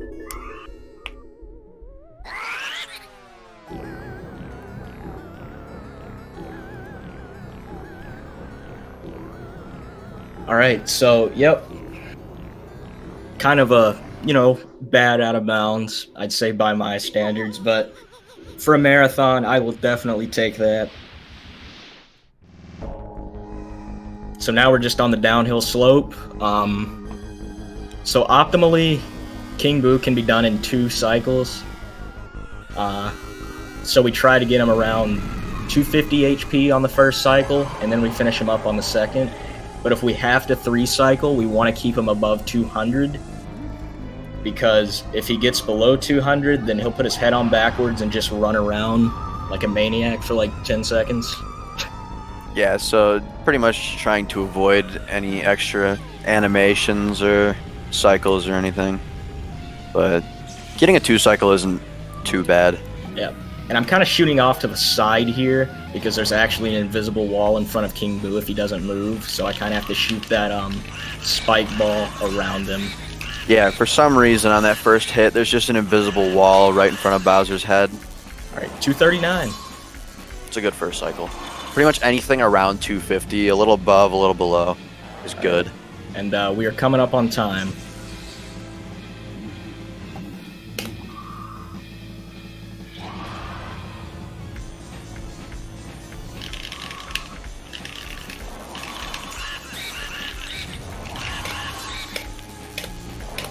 And time. Not bad for a marathon. That was not bad. Yeah, it's like what, 15 something. Yeah, still 10 minutes under your estimate, and all of those mistakes happen. And like I said, it is actually really interesting to see the backups on a run like this. Yeah, I agree. It's fun to see all the possibilities that you can do when you make a mistake and how you can recover those mistakes. So yeah, I think pretty much everything that could have went wrong went wrong. Like, if it was just one time, it was just one time. But yeah, pretty much everything that you could have seen a backup for happened. Yeah. So, but there you go. You know the ins and outs of this category now. So yeah, I guess outros. Shout outs to Jared for commentating this run with me. He's been one of my best friends in this community for like 6 years. We talk all the time. He's a really good friend of mine, so go check him out. Give him a follow. I appreciate that. And same goes for you. Thank you. And shout outs to the entire Luigi's Mansion community, especially the ones who have helped make this category what it is today. Back in the day, when I first joined this community, there were like 6 runners of this category because it's so difficult. Now I believe we're at like over 30. It's still a very difficult category. But still, due to that, that's a lot of runners. And yeah, I guess that's all I've got. You got anything, Jared? Yeah, I was just going to say, Luigi's Mansion community is always open to new people if it's something that you want to look into. There's plenty of options, LM1, 2, 3. There's, people in our community Discord you could always check out that are willing to help anybody learn any of the games. So, if there's anything today, whether it be Dark Moon or this game that caught your interest, or if you're just curious, you can always come check it out. Yep, and you can find the link to our community Discord on speedrun.com/LM. You should find it in the forums section. Yep, sounds good. Thanks again for the All run, right. HD, and Jared for helping to commentate. Of And course. again, Yeah, of thank course, thanks one more time to the other people who participated today. We had Banana and Rex for Luigi's Mansion 2. And again, big shout outs to Riedolsk, who was going to be here but couldn't make it. Sending hearts in their direction. But make sure you tune in tomorrow for Random Number Generation. It's a show about randomizers, randomizer community. They're going to be featuring a rather new randomizer, Kingdom Hearts 2. It's a pretty recent development. It's pretty cool. If you've never seen it before, definitely recommend checking it out.